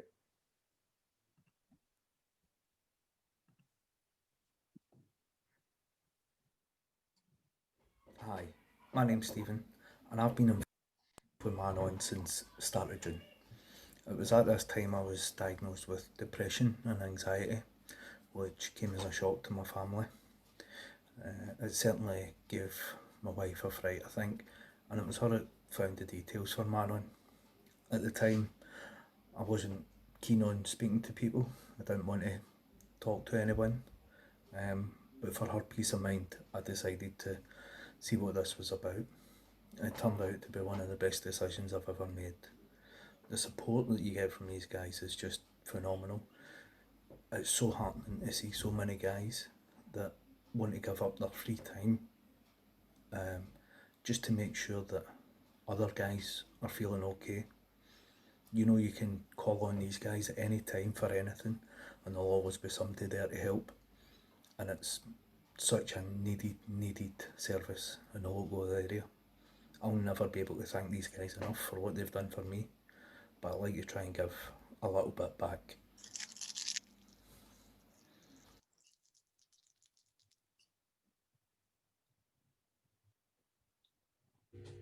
Hi, I'm Jason. I started seeking help from Manon around about the week before we went into the first lockdown. I came to Manon for help because well, I've known I've been depressed for a few years and nothing I was doing was really helping, so I got in contact with Chris, the founder, and started to come to Manon just as somebody who was wanting help. But as it grew, Chris recruited me basically to help him with everything that was going on. So I ended up having a major part to play in helping other people as well. So I could say safely that over the last few months, Manon's had such a positive impact on me in more ways than one, so it's been brilliant. Hi, my name's Michael. Basically, I'm a volunteer for Manon, and what basically brought me to Manon was I had a serious gambling addiction for the better part of 12 years. So Manon gave me the the courage and the strength to overcome the addiction by talking to people about it, opening up. And now I'm actually volunteering and helping other people that have addiction problems, but mental health problems in general. So it's been completely life-changing for me. Life-saving, you could say. So I'm very thankful that Manon Inverclyde was there for me, and I'm very happy to be a part of it, especially during lockdown when a lot of people are struggling. So it's been absolutely phenomenal for me, and I could not be happier with it.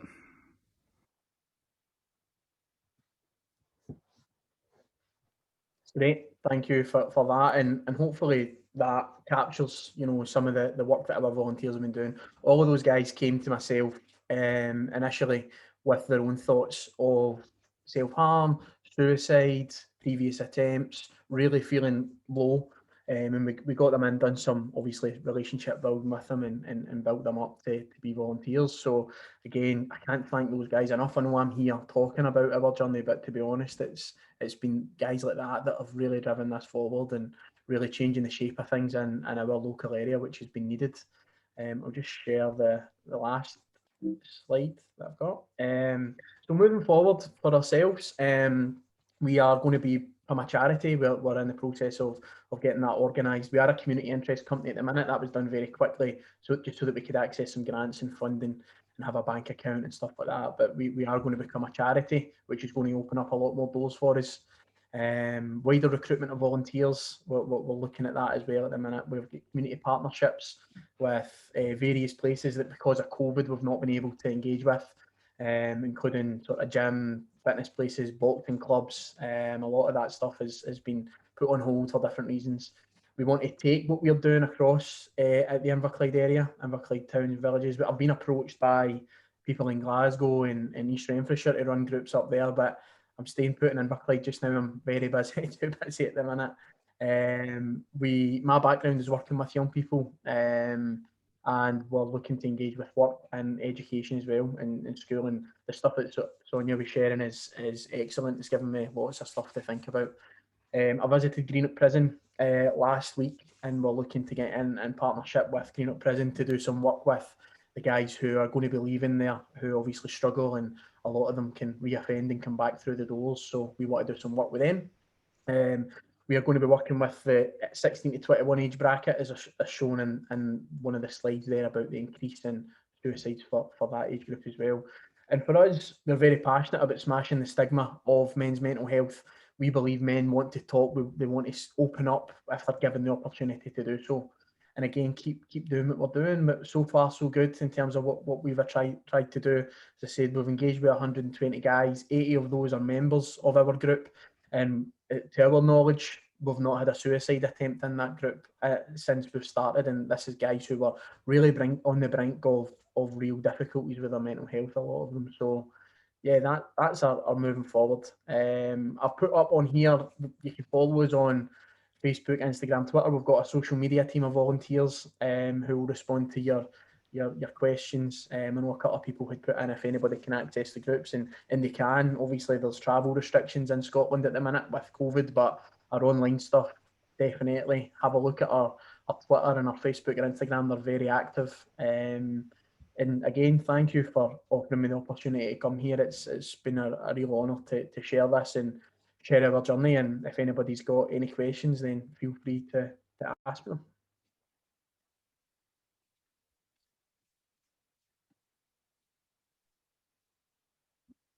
Oops, brilliant. That was fantastic, Chris. Thanks very much for sharing that with us. Any questions from anyone or any comments for Chris? I think I said in the comments there that it's all about, a guy in America who I quite admire, Phil Zimbardo, talks a lot about creating the right situation for people to be the best of themselves. And I think what you and your volunteers doing, Chris, is simply creating that right situation. And we're going to hear a bit more from Toni shortly about mental health and what we can be doing. But fantastic work, just really, really setting that scene, just as Billy says, how much you can do in such a short space of time. Create space, create space around these issues, allow people to talk, and we can build relationships. I heard a lovely quote the other day: relationships are the intervention. Fact, relationships are the intervention. So listen, thanks very much. And Jerry, yes, superb, and it's Scottish. Yep, I like that. I like that. So anything else for Chris? We can get in the chat room. I'm keen to move on and keen to try and, as best we can, stick to time, and leave some time at the end just to wrap up with either both of Ross and myself, or Ross will finish off the event. I'm going to welcome you to a good friend of mine, Toni White, who I've got to know Toni over the last year or so. Talking about a subject that really she's taught me so much about mental health, working with men, talking about suicide, really allowed me to really start to speak a bit more, coming from a place of honesty, but also from a place of knowledge. And Toni is a consultant, mentor, and campaigner in men's mental and emotional health, focusing on the workplace. She advocates for better acknowledgement, understanding, and support for our men to reduce mental health crises and suicide. And there's a lot with uniformed services, the police service. Alongside Sonia and myself, Toni is a member of the Men and Boys Coalition. And maybe something, if we get time at the end, talk about some aims that I'd like to do in Scotland around that coalition. So Toni, welcome today. The floor is yours. Brilliant, thank you. Hello everyone, and thank you for the opportunity to be here today and impart some knowledge. I pretty much work with middle-aged men, so the biggest demographic that I support are men from sort of mid to late 30s to about 60s, but predominantly that typical middle age range, and actually that is our highest group for suicide, so the ages of 42 to 49. I do, as Graham said, I focus on the workplace, so whilst there is a lot of general discussion in society about men's mental health, my key focus is men in the workplace, because we're doing lots of campaigns which we see in specific fields that men populate, such as we're seeing the Heads Up campaign in the Football League, and that's obviously been championed by Prince William and his foundation. And we're seeing, for example, State of Mind Sport, which tends to be popular with rugby, and we're starting to see campaigns on TV such as Dave Channel. It's getting involved with men's mental health. But actually what I do find is that for those men that aren't perhaps sport orientated, that aren't that stereotypical lad, where do we engage them? And so actually for me, it was about, okay, well, work is the common denominator. So if we can get in with a workplace which are already discussing mental health in general, and discussing the well-being of their organisation and company, then it's the perfect opportunity to engage those men that are more difficult to engage with in other areas of society. And so actually I've ended up in the last couple of years really focusing on uniformed services, which wasn't intentional. I came into policing as a victim of crime, and I went on a ride along with local police, and I wrote an article about it, and it got shared, and pretty much ever since then I kind of just stumbled into the uniformed services work, and I had all these dozens and dozens of men talking to me about their mental health. And the more I started to hear about their mental health and their barriers, and I started looking at the organisational well-being of policing, I realised that actually we had lots of groups for minorities, but the majority was excluded because it was assumed that as the majority they didn't need specific support.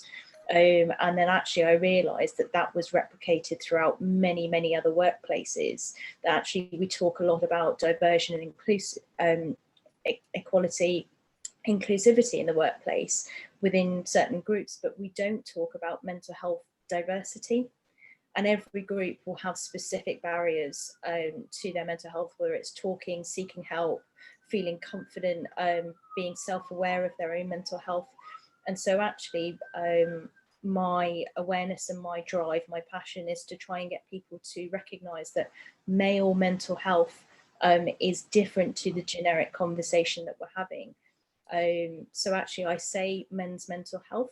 I define by sex purely for ease, but actually I recognise that many of the aspects that I talk about men's mental health will also apply to lots of women and anyone that identifies as male or who has a very male mindset.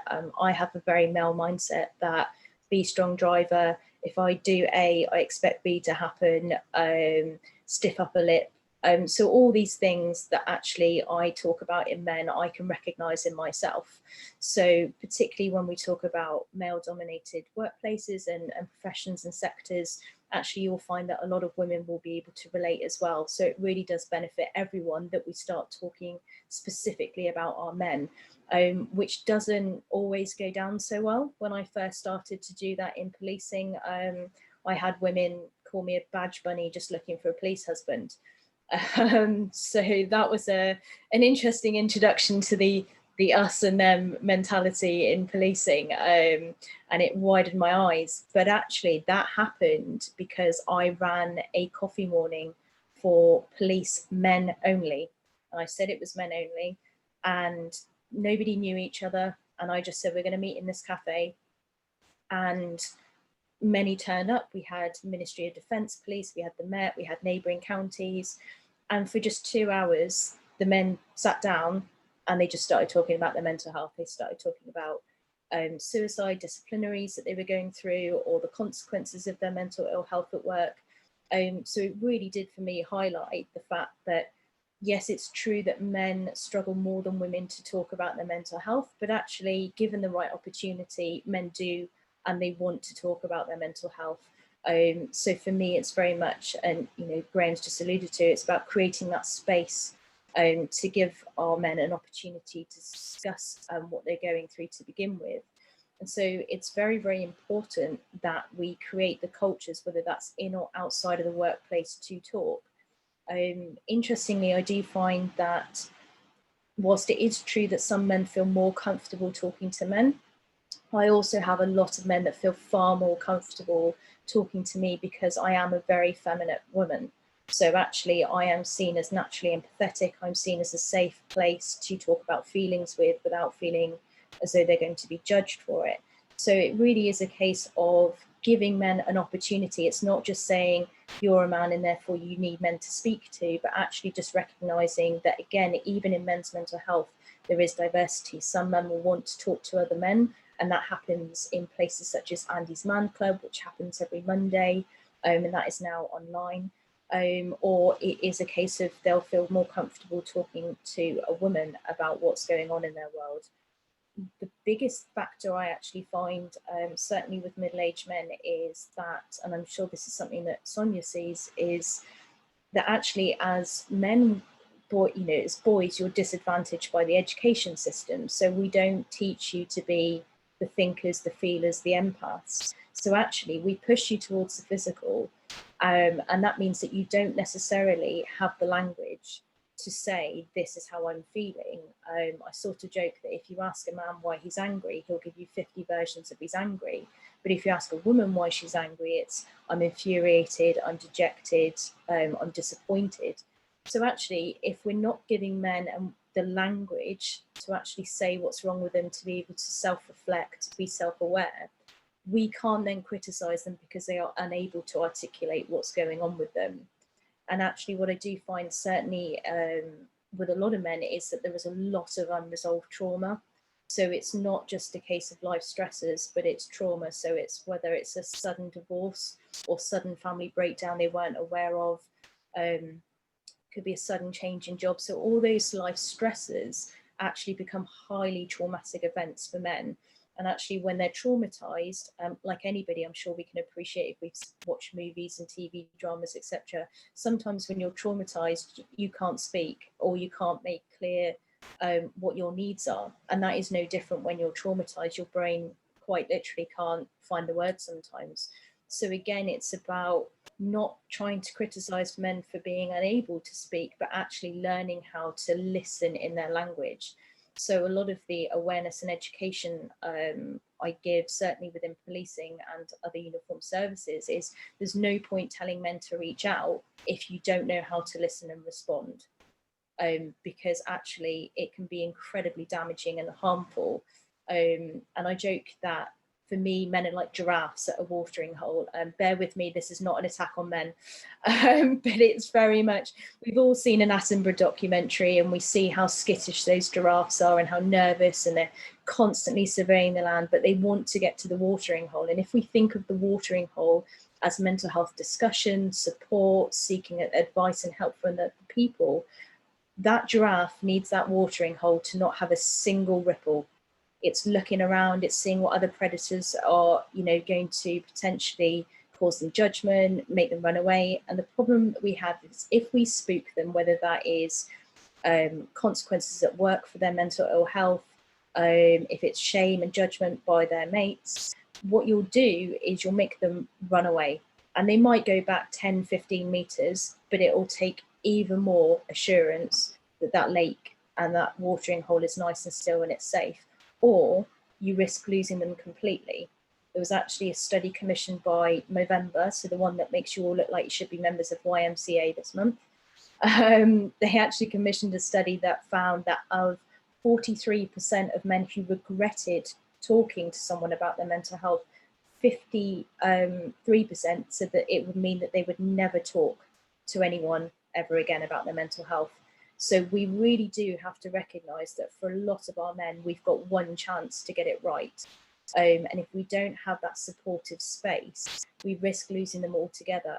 Even if they perhaps have a fantastic GP, if they go to their mate and they're playing PS4 or PS5 now, and they're having a laugh, and he drops into conversation that he's not feeling so great because his missus is just about to leave him, if his mate doesn't respond well, he won't even go to his GP because instantly he catastrophizes that and says, well, I've been shamed now, I've been judged, and everyone else is going to think I'm a loser, I'm useless, I'm pathetic.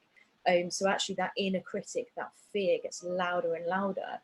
And what I do find is that actually a lot of men, and I use this example because it does speak to the stereotypical notion of what we think of as strong men. I have men that are specialist protection officers and armed firearms officers. So typically they've got the armor, they've got the guns, they've got big bodies. Their self-esteem is absolutely in the toilet. They have no self-esteem. And anytime they have a bad day, they tell themselves, I'm useless, I'm pathetic, look at me, I'm on my own. And so actually it's very true that you can have one person at work and then one person at home.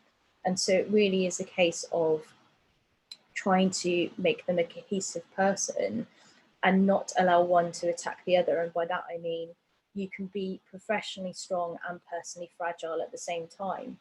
And what all my work is founded in vulnerability, which sounds quite funny when I talk about authorised firearms officers when they've got their guns and all that lot, and I'm stood in front of a room talking about vulnerability. But actually you will talk about a lot of resilience in certainly in public sector work. We need to be more resilient, and we need to make you more resilient as individuals. And of course that comes across as just blaming the individual for not coping, as others may be. But actually it's the vulnerability. And if you can get men's vulnerability and you can constantly validate it, you've got them, and you've got them completely. But actually for men, and something I always advocate, is that for our men, you need to show up and stay. There's no quick wins. It's not short term. It will take some of my men weeks and months to get any kind of information out of them. And it'll be weeks and months of me sacrificing my own vulnerability, saying, oh, I'm having a bad day, or that was hard, or how are you feeling? And I'll get little snippets every now and then. And then all of a sudden, they'll tell me what their backstory is. So for men in particular, certainly in that middle age bracket, it's called something that a couple of academics have termed it as the buffer generation, by which we mean that they were brought up by quite emotionally stunted parents generationally, and then now bringing up and being surrounded by a much more emotionally intelligent and fluid society. So they're not used to gender fluidity, which is why we're saying now, a lot of people are saying masculinity is in crisis, and it isn't necessarily that it's in crisis, but it's changing. And unfortunately with that, because we're going through these huge changes, everyone's trying to assert actually what masculinity is for them. And so we're losing the concept of what a real man should be. You know, is he that stoic man that never talks and he looks like a brick shithouse and he's got muscles popping out here, there and everywhere? Or is it the librarian that's a creative at the weekend who doesn't go to the gym and likes to cook and go out for walks? And so we've got this whole breadth. And unfortunately then it means that our men don't have models that they can then see themselves as represented. So actually the reason why I go into workplaces and I have this issue, because I argue that if men don't feel that they have a voice and they don't feel heard and they don't feel that their issues are represented, they are not going to seek help for them. Because if you've got counselling services talking about, oh, share your feelings, or, you know, quite effeminate language, that is going to put off a lot of men. So I come in and a lot of the time, I mean, I swear like a trucker anyway, but certainly when I go into workplaces and police and what have you, that really helps break down the barrier, because instead of looking at me going, oh, she's a woman, she's going to talk really femininely and be really delicate, I come in and I start talking very bluntly about suicide. And so sometimes they really do need that representation of their voice to actually go, yes, that's me, and I do have those thoughts and feelings. And certainly a lot of the time when I talk about male suicide, and it's a real passion of mine to get the kind of notion across, is that men don't need to be mentally ill to die by suicide. That if you're going to take one thing from today, from my talk, that would be it. And what you'll see is a lot of the times coroners will posthumously diagnose mental ill health in suicide of men, despite the fact that they've had contact with mental health services. And we know that approximately 72% of suicides have no contact with mental health services preceding their death. So actually, suicide in men can happen exceptionally quickly. It can be, I saw him at work at 3 o'clock. He went home, his wife said he was going to divorce, and at 7 p.m. they found his body. It literally happens that quickly. So actually, suicide for men is a far slower process than it would be for a woman. And it's really important that we don't get into an us and them discussion, because actually, while suicide disproportionately affects men, women attempt suicide 3 times the rate. But as women, we are socialized to have less lethal methods, whereas men are taught to have more violent methods, which unfortunately means that they have higher rates of completion. So it's really important to recognize that we can lose men at any point. If we're thinking that they're starting to withdraw socially, if their communication is starting to tail off, they're not that happy, their counselling plans. It's rarely somebody ringing you up saying, I feel suicidal, save my life. They'll ring you up and say, I've just got home and my wife's having an affair and she's just left me. The second they say something like that, that's when you need to be going round, you need to be giving them sort of 24/7 care and creating a support network around them. So it's really, really important that we recognise that suicide is an issue for both sexes. It's just that we experience it very, very differently. And for men, it's about listening and making sure that we're paying attention to their clues, which often comes across in banter. It's something I call the truth and deflect. So you'll have someone and you might see each other down the high street and be like, oh, Steve, I haven't seen you for months, mate. How's it going? And you shake your hand. Well, pre-COVID, you'd shake your hand and you'd have a smile and you say, oh, you know, I've had a few shit weeks, but everything's good now. And he's quickly given you his vulnerability and then quickly taken it away because he's terrified that you're going to judge or shame him. So if you just go back and say, I'm really sorry to hear that you've had a few shit weeks, what's going on? And he might not tell you, but he might just need you to be that one that's proactive, that goes back and actually says, I hear you. So whilst it is true that men struggle more to talk than women, it's also true that we're not, as a society, attuned to how we listen to men and actually pick up on all those clues that they do give away, both consciously and subconsciously. So actually, my efforts go more into how we listen to men and how we respond in a way that doesn't alienate them. So I hope that gives you a very quick overview of men's mental health a little bit and male suicide. I have a website called forourmen.com, which features articles and pieces written by men about their own mental health, and that's going to be developing over the coming weeks. I'm hoping, like Chris, to go into community interest company in the coming months, so I can accept charitable funds and hopefully continue my work with Uniform Services. But if you've got any questions, then please let me know.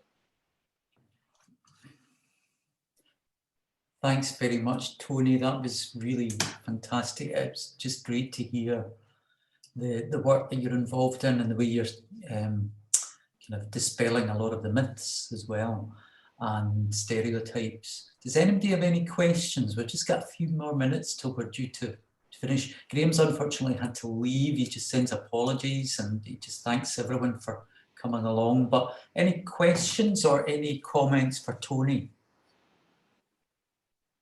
So I think already a few in the chat. No, that's okay. Anyone? Yeah, I would have a question there. I'm just trying to work out how to raise my hand in this version because Teams. But I was just wondering where would an area or an authority start if they were looking to try and increase their maybe sort of their mental health support, particularly for men, maybe? So you're in a workplace and you're looking to see how you can increase workplace support for men? Yeah. Yeah, so the first thing is getting men on the agenda separately, which is a real issue, particularly if you do work in a male profession, male-dominated profession. I think the first thing to do is to do your research about statistics so that you've got evidence to back up why it's so important. And I have got some statistics about men in the workplace if you need them.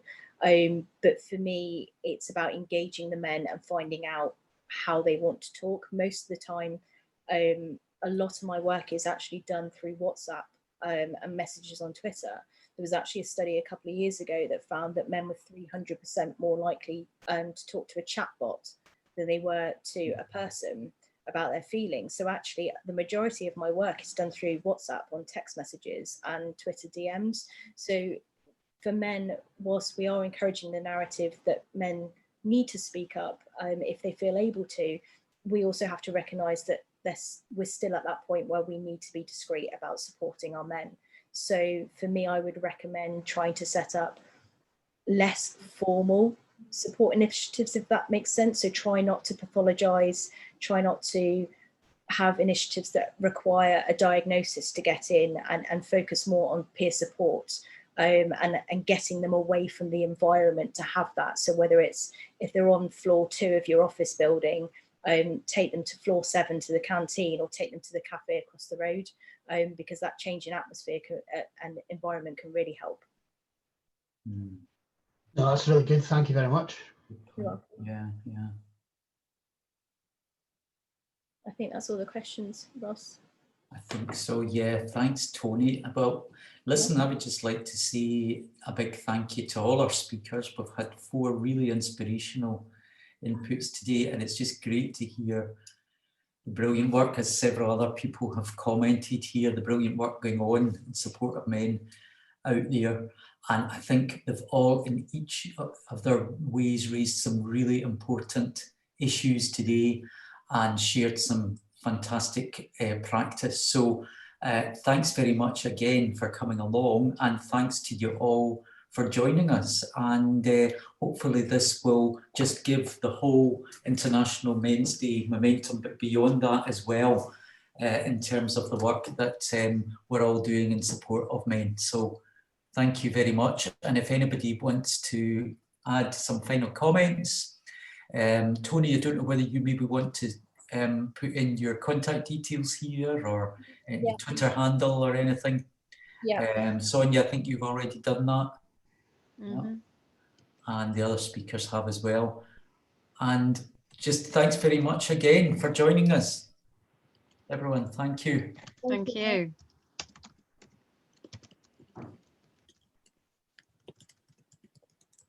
Thank you. Thanks.